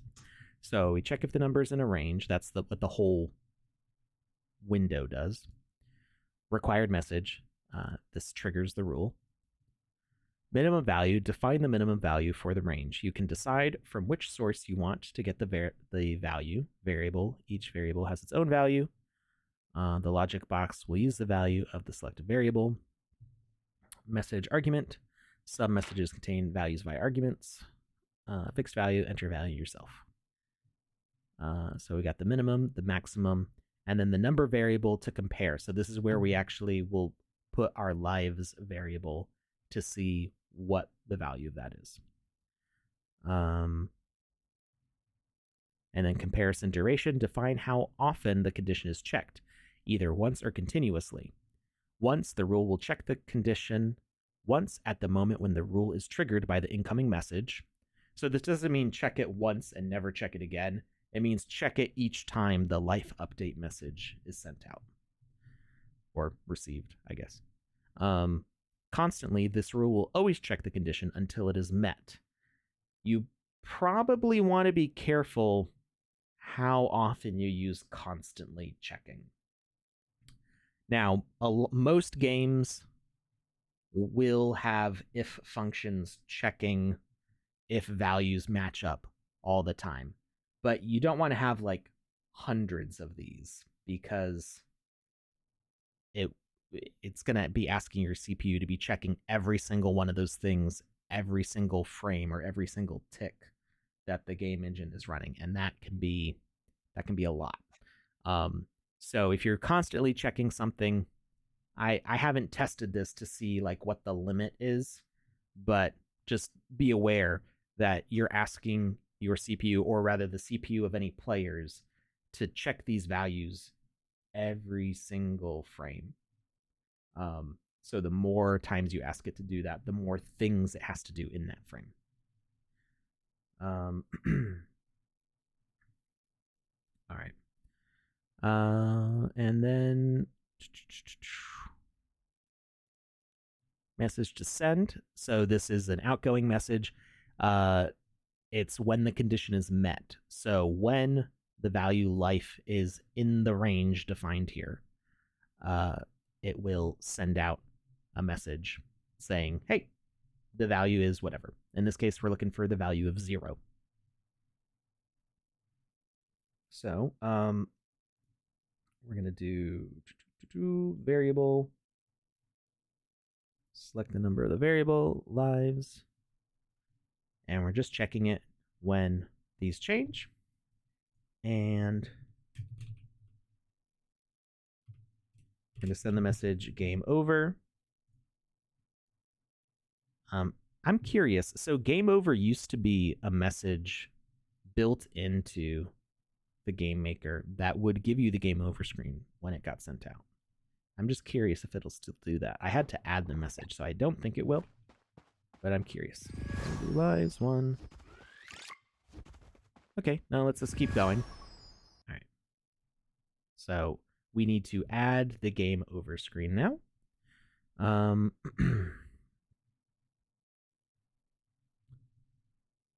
Now,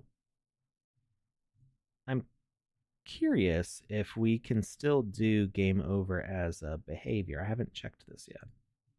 So let's put a logic asset. And I think it was a component, actually, wasn't it?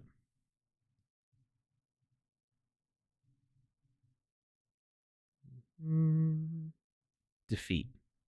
So we could do a defeat component here. Team defeat defines if the defeat applies to one or all players. That's new. Mm-hmm. That's pretty cool. I like that a lot. If one of you fails, we all fail. Oh, was it defeat? Defeat was the message, wasn't it? Instead of game over. I think I'm misremembering things because I know too many things.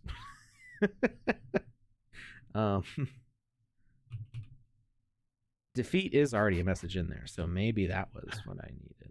Let's see. Alex knows too much. And yeah, it's at capacity. So anytime I learn something, I like forget something else. Something else. Yeah. Been there. Okay. So the defeat message does not on its own end the game like it used to, but we're gonna put that here. And I'm going to search the hierarchy, make sure there isn't like a defeat. Yeah. Nothing already had a defeat name. We're going to name this logic asset. I like naming the logic assets because it makes it much easier to find them. Or we're just going to call this game over. Behavior. if I can spell it. That's a component, not a behavior.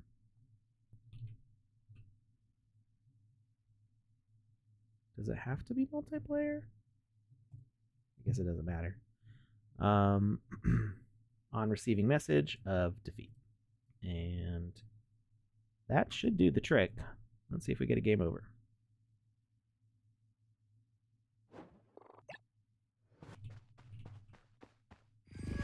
Life 1.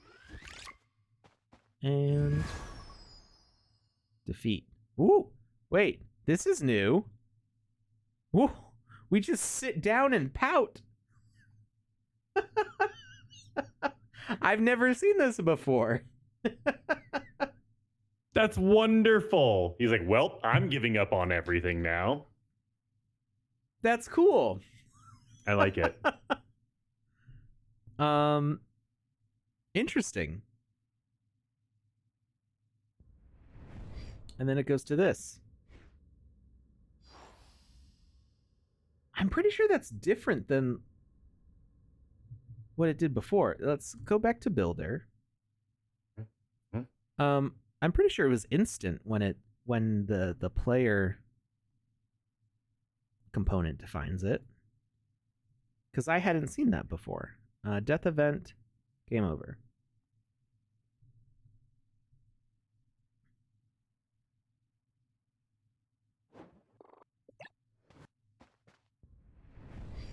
Yeah. So it's just instant.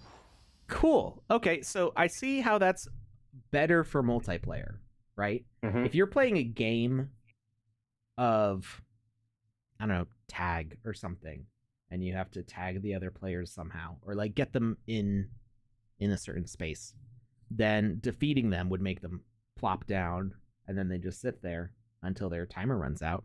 Can we change those settings? I don't. You mean like the sit down and pout setting? Yeah, I don't, because I didn't even know that was in there. I didn't either. Hey, Alex. What's up? Do you want to tell people what the special prize was for today? Yeah. So Because if you want to tell them, then I can tell them who won whatever it was. we were picking 5 of one thing. Are we also picking the other thing, or we were skipping that one, I think. Just the 5 today. Okay. All right. So we're giving away 5 Santa Wizzies to 5 lucky viewers hanging out with us. Count them. 5. Oh, I put my hand way too close and you couldn't see it, but here we go, all the way back here. 5. I don't know if I can actually show Santa Wizzy yet. So there has been a bug for a while where Santa Wizzy and Wizzy the Golden don't show up in the Game Maker right now. I am going to be contacting somebody about this again as soon as the winter break is over. So everybody in the sandbox who's not crazy like me and Panda is going to be getting back to work I guess the Tuesday after New Year's, and we'll be able to respond to tickets and stuff. So yeah, I'm gonna bring that back up. I'm pretty sure I know what happened way back when. Was somebody on the naughty list? Well, Wizzy the Golden and Santa Wizzy both have the avatar tag because of the way the system was set up at that time. And it was like, oh, possibly these could be avatars in the future. And then that's not the way things developed. But the avatar tag kind of like lingered on them. And the asset library like defaults to filter out those things. It's like, it's an avatar. We can't use that.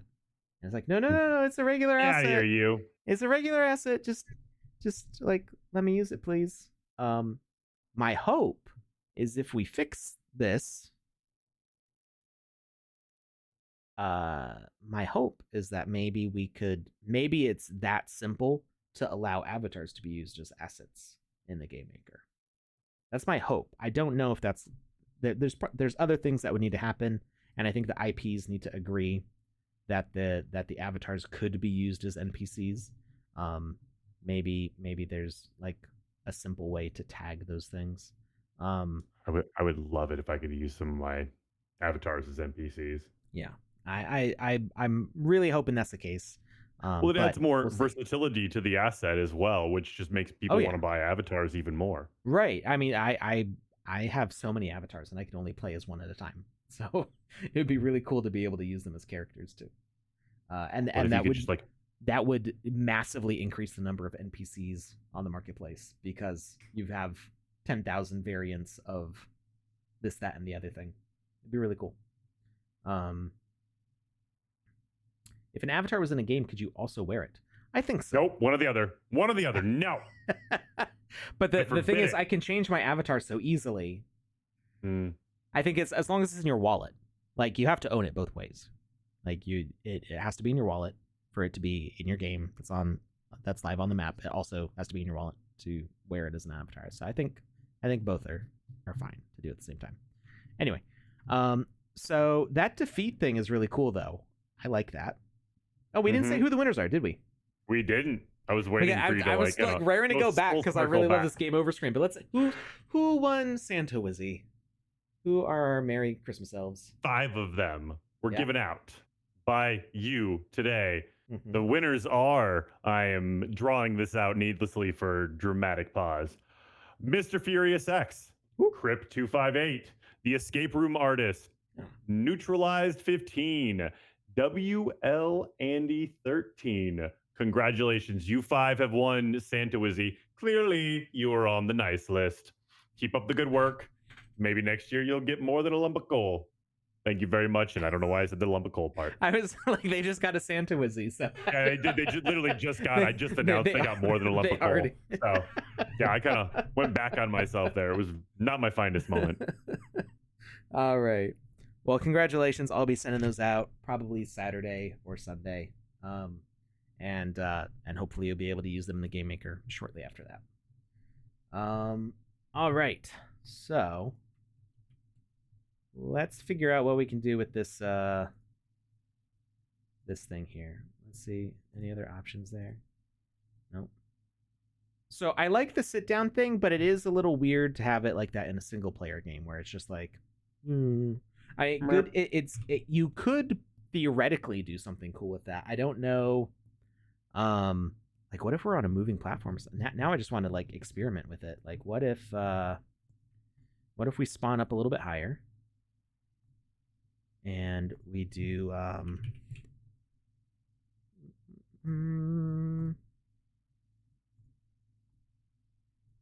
let's grab this platform here.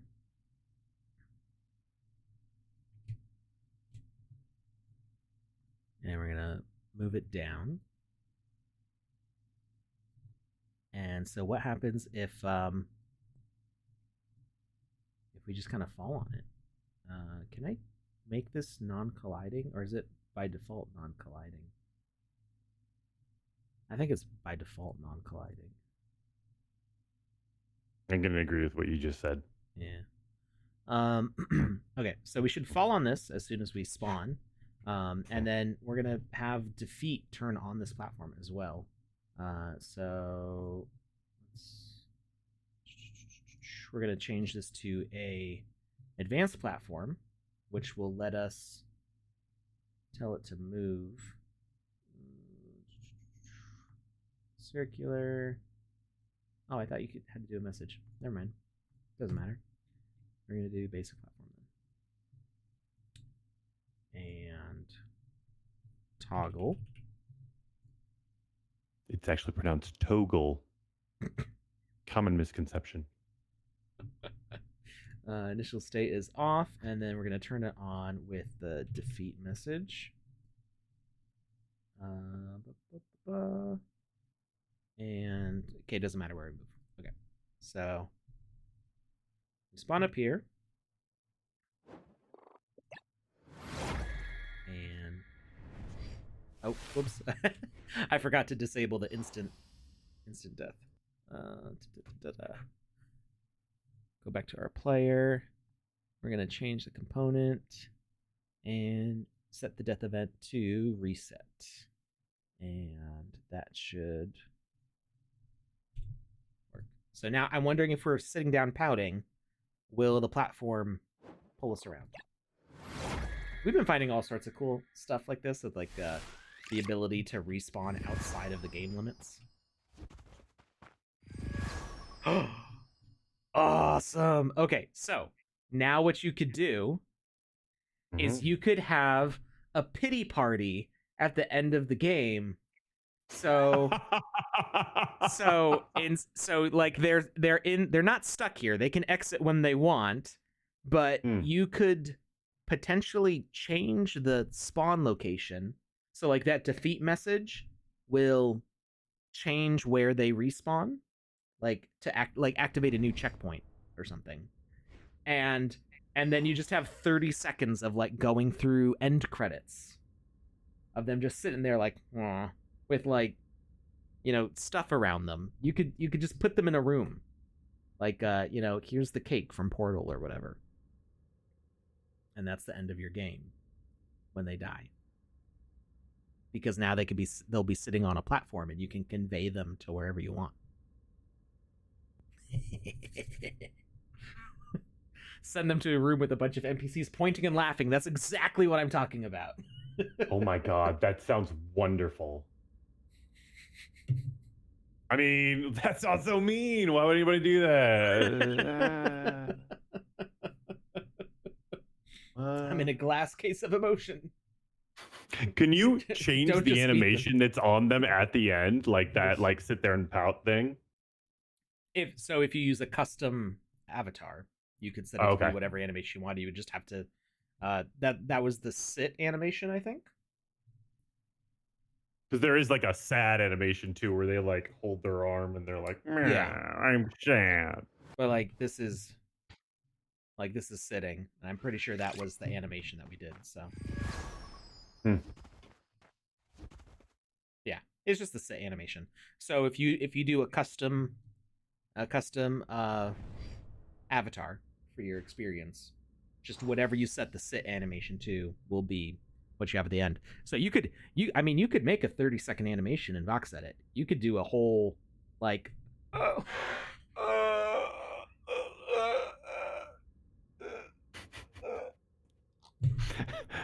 like I almost spilled my drink.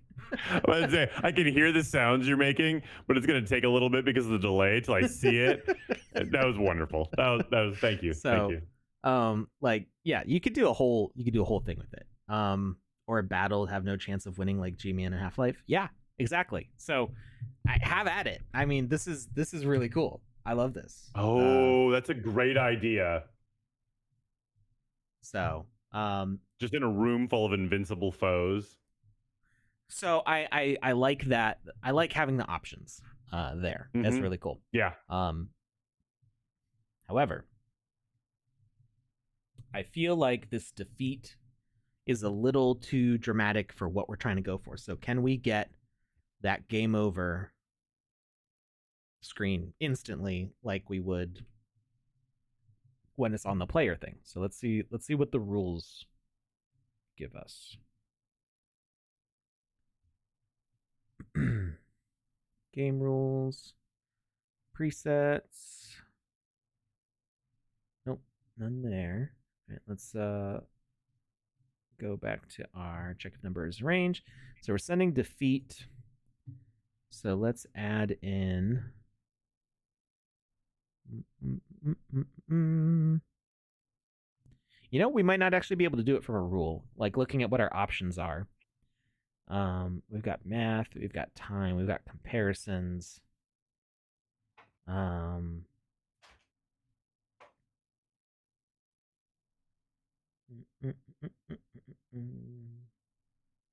Yeah, I actually I don't think we have an option for that then.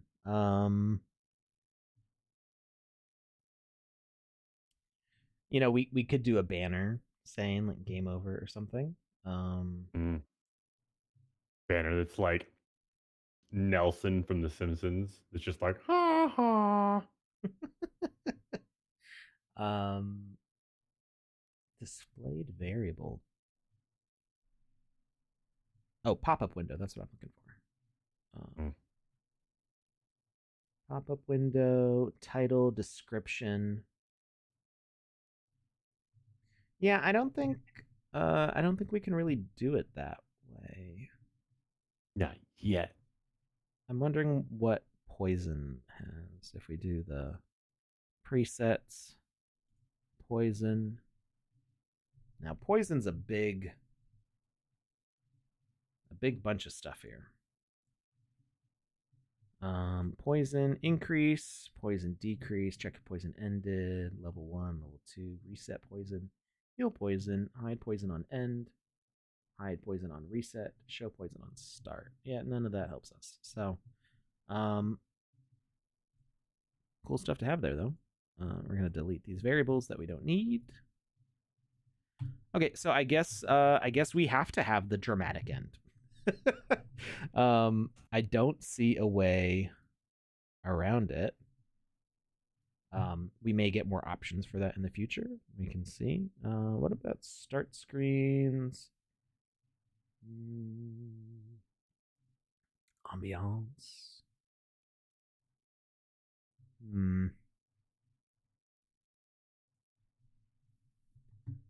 Controller, components, health.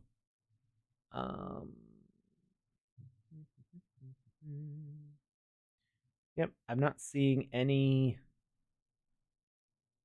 option. So in theory,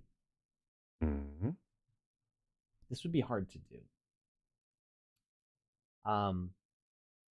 You could set up a custom damage system.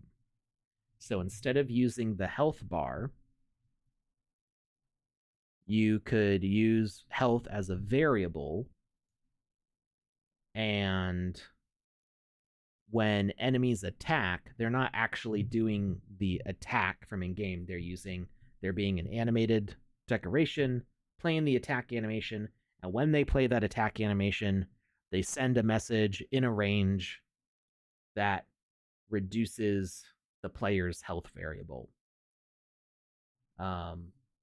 And I mean that's taking like all the what's built into the system and just totally making it from custom for reasons, for kind of a silly reason.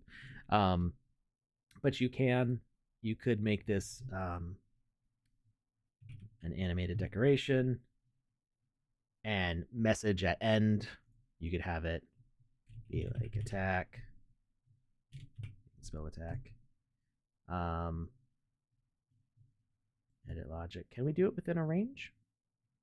You'd probably have to set up some relays to make it play in a specific range. It's overly complicated, just so you can get an instant game over screen. And that way the player could have their health variable, not their actual health, but their health variable would cause them to reset their position without dying. And then when you get an actual death, it would be after you lose all the lives, and you get a kill message that would give you the instant game over.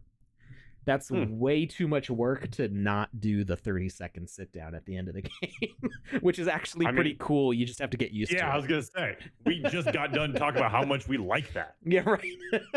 So like, we love this thing. Now here's this giant workaround so that you don't have to use it. Wait, what? But that's the power of the rule system, though. We can now establish variables.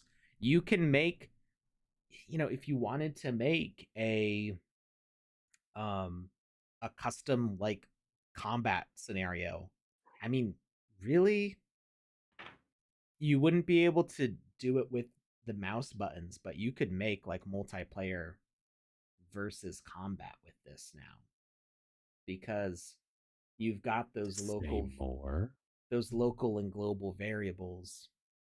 You could have one player interact with something that triggers a set of rules that will give damage to the other players. Like, I mean, you would have to like interact with a switch or something. You can't just, because you still can't attack in multiplayer, you wouldn't be able to click the mouse, but you could press E on something.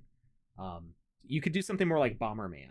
So like in the game Bomberman, you don't directly attack your opponents. You drop little bombs for them, and you try to like block each other off to where you force them to be within a damage range. So yeah, I think you could definitely make Bomberman with the current setup. I know, was it Game Dizzy? I Game think Dizzy already made a, but I think believe it was single player. it was single player, and that was like, I think that was the first time I found out who Game Dizzy is. um, that was so long ago for Game Jam for, was it Smurfs? I don't remember. It was a long time ago. That Many, was a many hot game minute jams ago. ago. So yeah, but I'm talking about a multiplayer Bomberman game. I think all the features are here. I kind of maybe we'll try that next Wednesday. We're not going to make a whole game. I just want to see if we can get it working in multiplayer to where we have multiple players setting off things that will damage other players. Can we do a versus game with defeat where you sit down dejected and go, oh. Now I still need to find out why we don't have instance locking available for everybody. But if you were to do a multiplayer game like that, I think you would want instance locking to be like, hey, the game session is starting, no more people can join. Because it would get weird if just other random people start showing up in the middle of a match. All right. So we've got our damage. Oh, we got rid of the defeat. So we need to add that back. Just a heads up to you. I've got 10 minutes until I gotta kick off. Okay. All right, we gotta make our health increase. Logic asset. That this today flew by. We're doing fun stuff. All right. So much fun stuff. Defeat on receive message of defeat. Oh, maybe doing true for team defeat. Maybe that will make it instant because we're not doing the sit down. I wonder. It'd be funny if I went through that whole loop of thinking. Oh. Oop. Oh.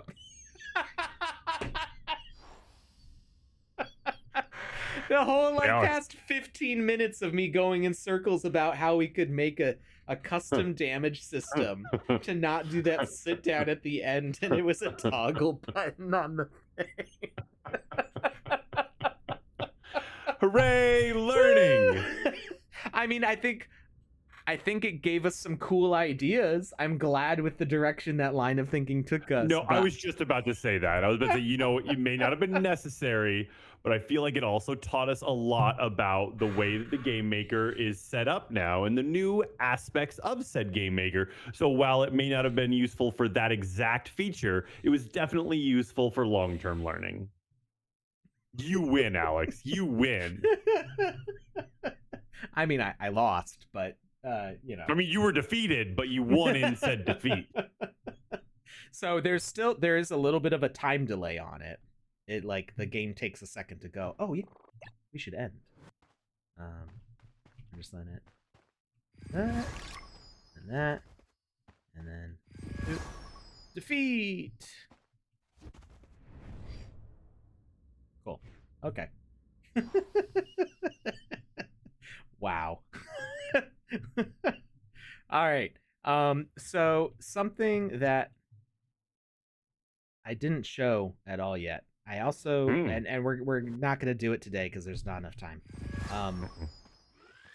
What is it? I made it so that way all the grass drops health. I need to stop dying so fast. Hold on. Yeah, cut it out. I think it's gonna take a year for me to stop clicking the gameplay button when I want to go to player. Just because it used to be like these things were kind of bundled together. We're gonna get rid of that damage there. Okay.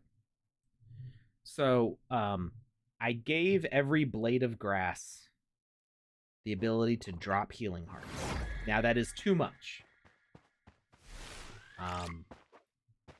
But basically, they Legend of Zelda.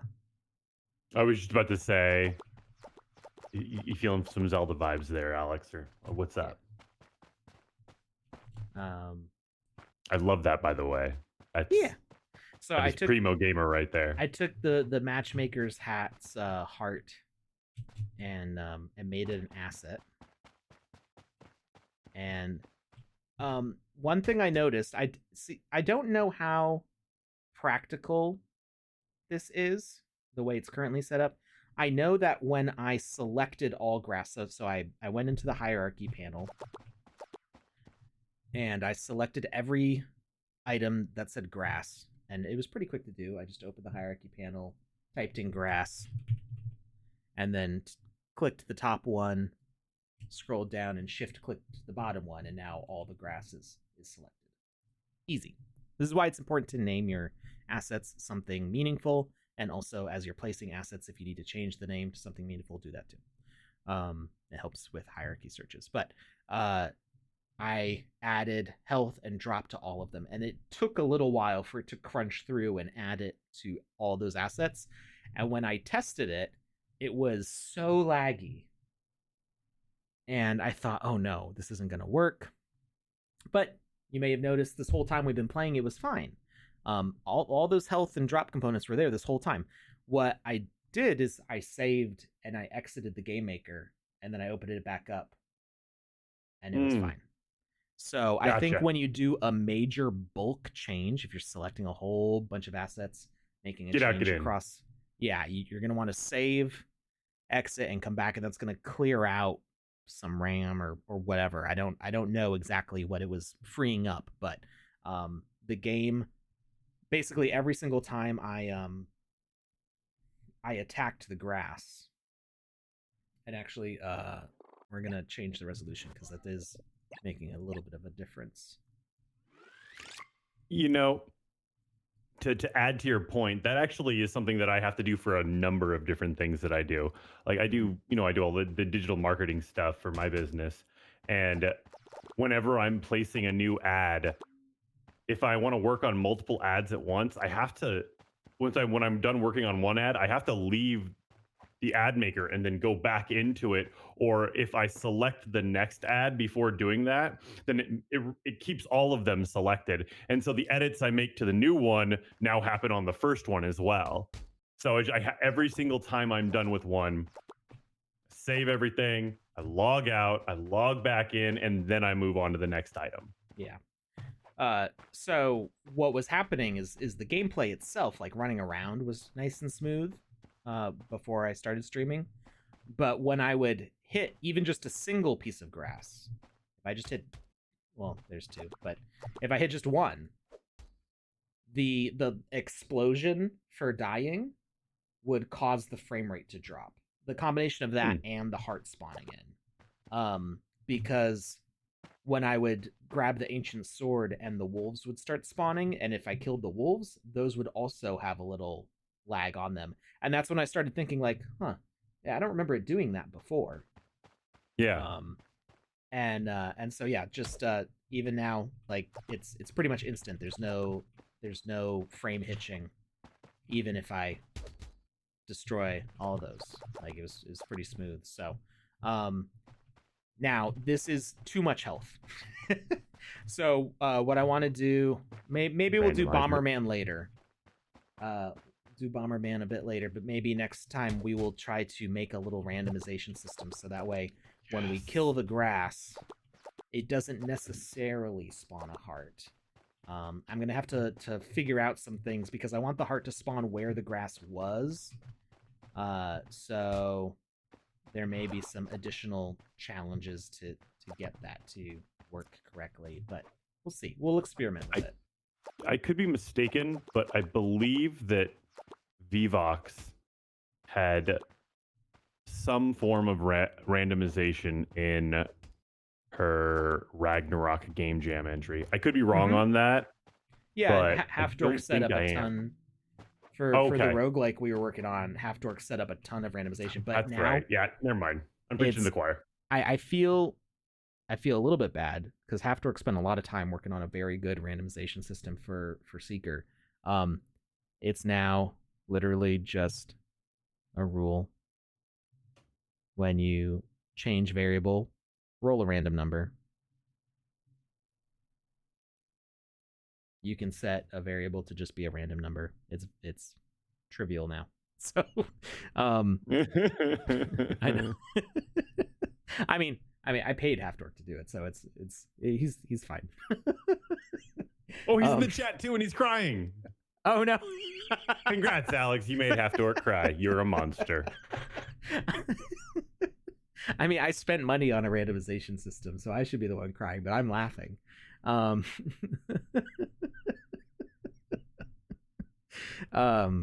So yeah. Anyway, these are the days of our lives.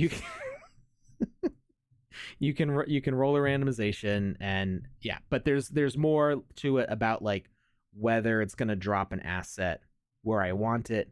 Do I want it to drop a spawn point or not? I think what I'll probably do is I'll have it drop a logic donut, and then it randomly decides if it turns into a heart or if it just self-destructs. Would the self-destruction actually cause like damage? Not from cutting the grass. I mean, yes, for me, fun. I'm allergic to it, but I was just about to say, what about allergies, Alex? What about allergies? No, but basically, cut the grass. It'll drop a logic donut, and it'll decide whether it becomes a heart or just evaporates, becomes nothing. And that way, hear me out. Or cause damage. There could be a sign that says "cut grass at own risk," and it's either like there's like a 25-75% chance of like either damage or heart. That could be fun. Anyway, you gotta go soon. I do.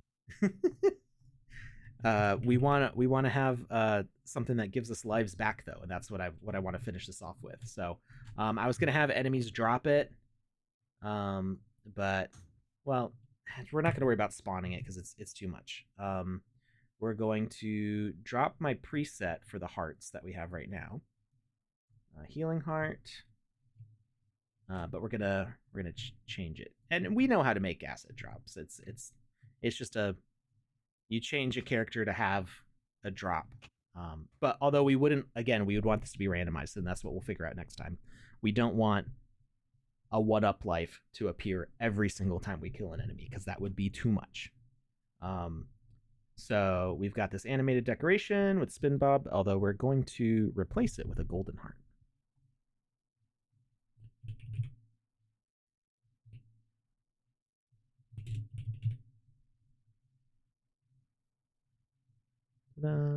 It's shiny. Okay, it's still doing the Spin Bob animation because that's cool. It kept the animation because they both had the same animations. All right, when we collect it, it's gonna say life heart, and it's going to have collision, life heart, generic pop. Collect message is going to be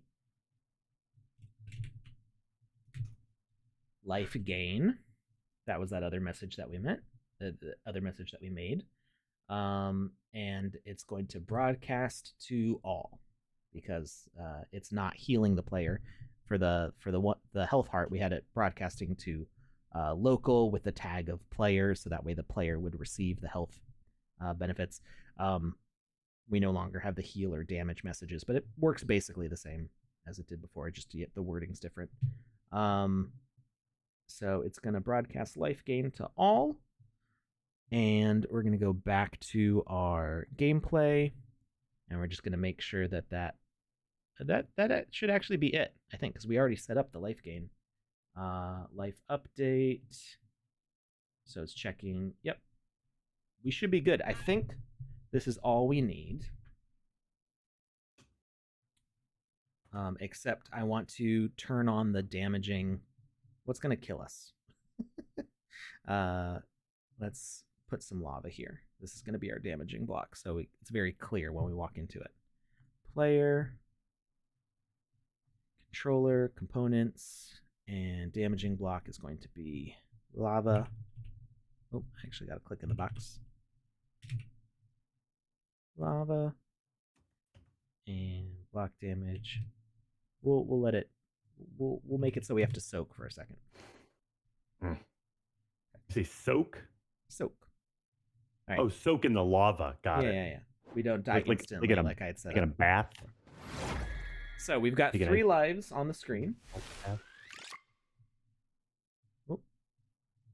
somehow I lost my mouse.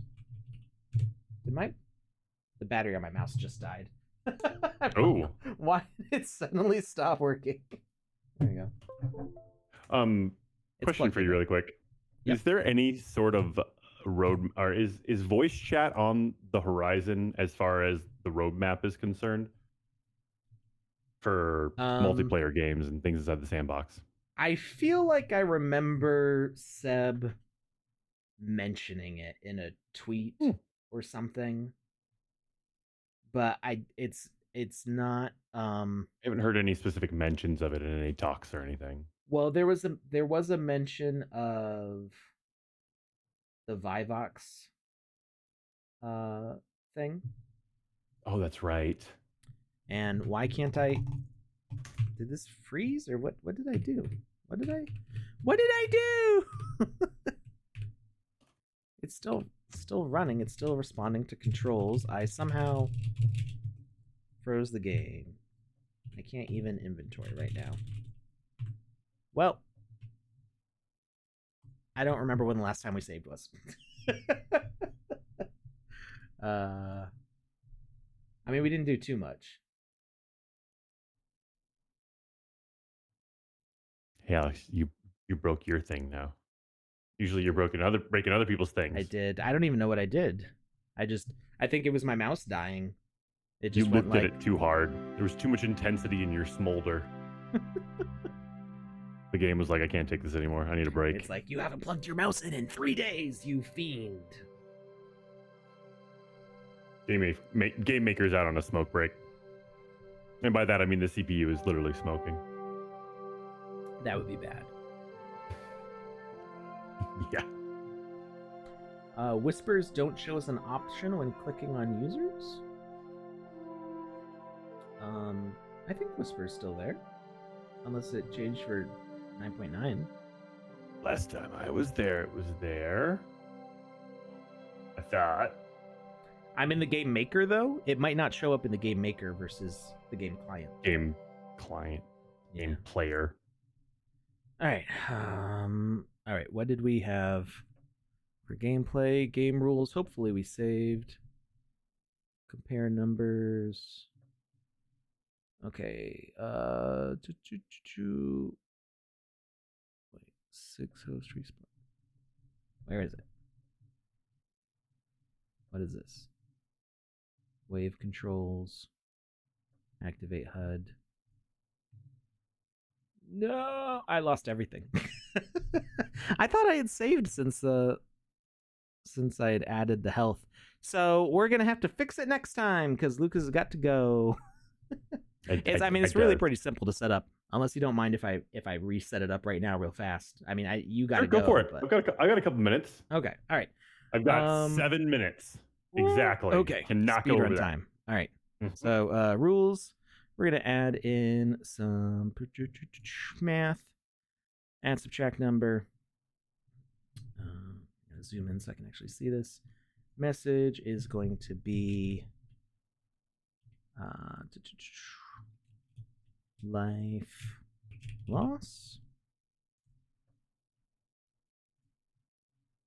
Lives. Okay, lives is still there. Lives 3, display order, left side of HUD, lives. Okay, yeah, it is way back. It was basically from right when I started the stream. I didn't save the entire time we were in here. Always save your stuff, people. Don't be like me.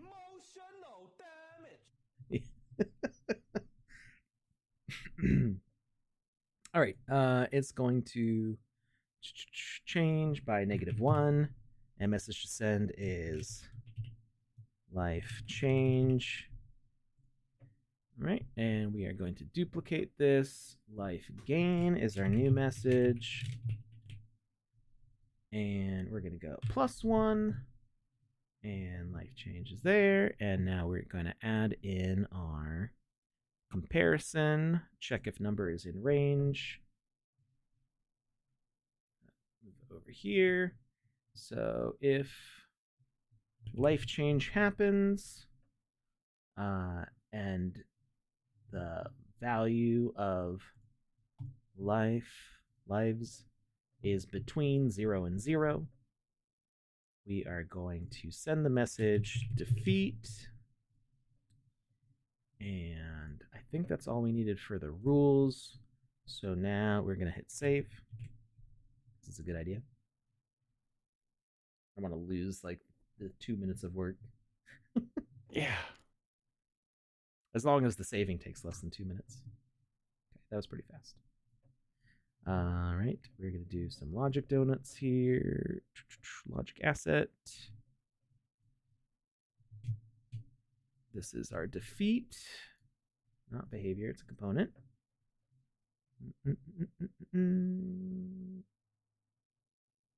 Why did I not just type it? There we go. We're going to turn team defeat to true. Condition on received message defeat. That's good.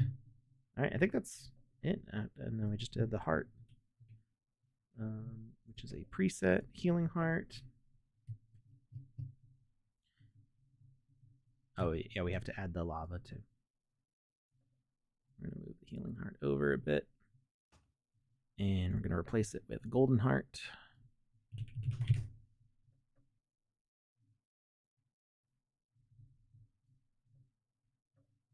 Replace.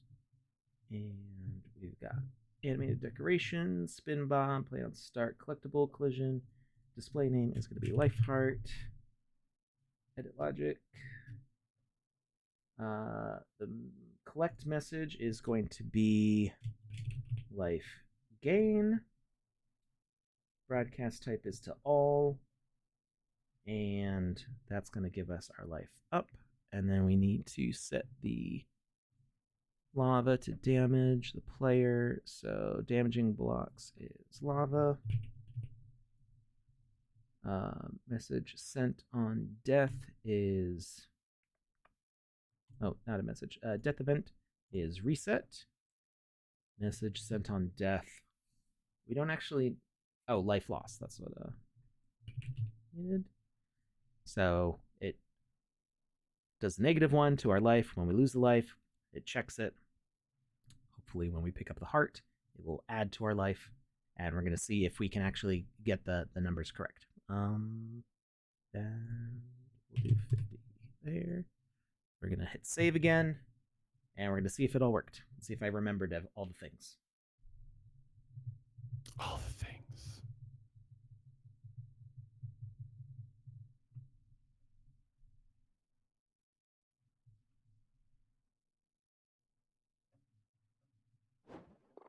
I thought it was going to freeze again. Like, no. All right. So let's just make sure that our game over works. So we die. Our lives are not updating. I messed something up. Well, Alex is doing that. I would like to remind people that we are streaming the Sandbox, and there are 2 different categories for the Sandbox, apparently. There's the old category and the new category. Did I mess it up? No, I don't believe you did. Okay. I'm just... I got a message from Huddle Hill. She was telling me, like, Escape Room Artist is streaming on the old Sandbox, and Play Game for Fun is streaming on the new one, and just having I saw what having I did. things diverted like that, having the attention split like that, and not being in the same category, it's not the greatest for the numbers, and it's an easy fix though. So I wanted to let everybody know, like, hey, make sure you're following the new Sandbox as opposed to the old one. That way, when we stream, you make sure to get the notifications for us that we're going live. And also, so that when you stream the Sandbox, we see that you're streaming it. Now, I'm personally following, Escape Room Artist and Play Game for Fun, so I see that they're streaming. But after this was over, if I went in to search for somebody streaming the Sandbox, and I didn't search both categories, I wouldn't see one of them. I'd only see the other one. I wouldn't see both of them. I'd only see one of them. So make sure you're following the Sandbox. It's the newer Ice one, not the Pilot, older one. yeah, the way you can tell the difference is one has the blue poster with the modern Sandbox logo, and you see a bunch of 3D assets. Dead That Mouse, Snoop Yeah, Dogg, Centipede. you'll recognize them. The other one is the Sand God in like 2D pixel art. Mhm. Very much the old style. All right, let's see if this art works. Lives 4. This should do it. So I figured out what I did wrong. I forgot to have the player's death message sent to all, which is the same issue I had the first time. Defeat. We have successfully made a live system, and actually it only took like 2 minutes to actually make it, minus the testing and the goof up.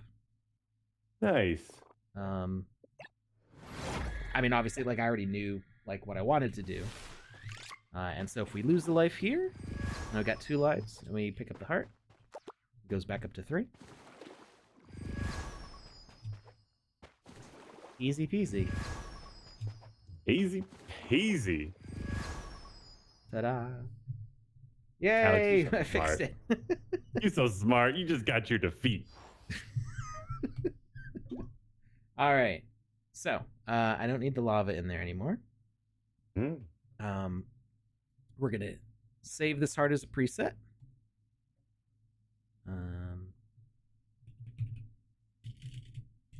Life heart. Oh, wait. Create new. Confirm. All right, and now we've got presets: healing heart and life heart. So now we can, next stream, we can see about having a randomization system that will make grass drop us hearts every once in a while. We can harvest those, and maybe have enemies drop lives occasionally. Like that. All right. Well, thank you everybody for watching. Who are we going to go raid? Moment. Who? Wait, you asked me the question, and then I repeated it back at you. 1 second. Let's see. You said, were there 2 people streaming right now? Yeah, there is. There's Play Game for Fun and Escape Room Artist. Right. One of them is doing like a Play Game for Fun is a game maker, it looks like, and Play Game for Fun is actually playing some of the maps. Who has fewer viewers right now? Fewer viewers would be Play Game for Fun. All and they're also in the newer category, so I think that's a smart move right there. All right, have fun with Play Game for Fun. I will see you on Saturday with Panda for a special Sandy's 2023 stream. Lucas will be off looking at things in the sky in the cold. Yeah. So have fun, Lucas. I'm excited. Thanks, man. I'm really excited. Bye, everyone. See ya. Thanks for stopping by.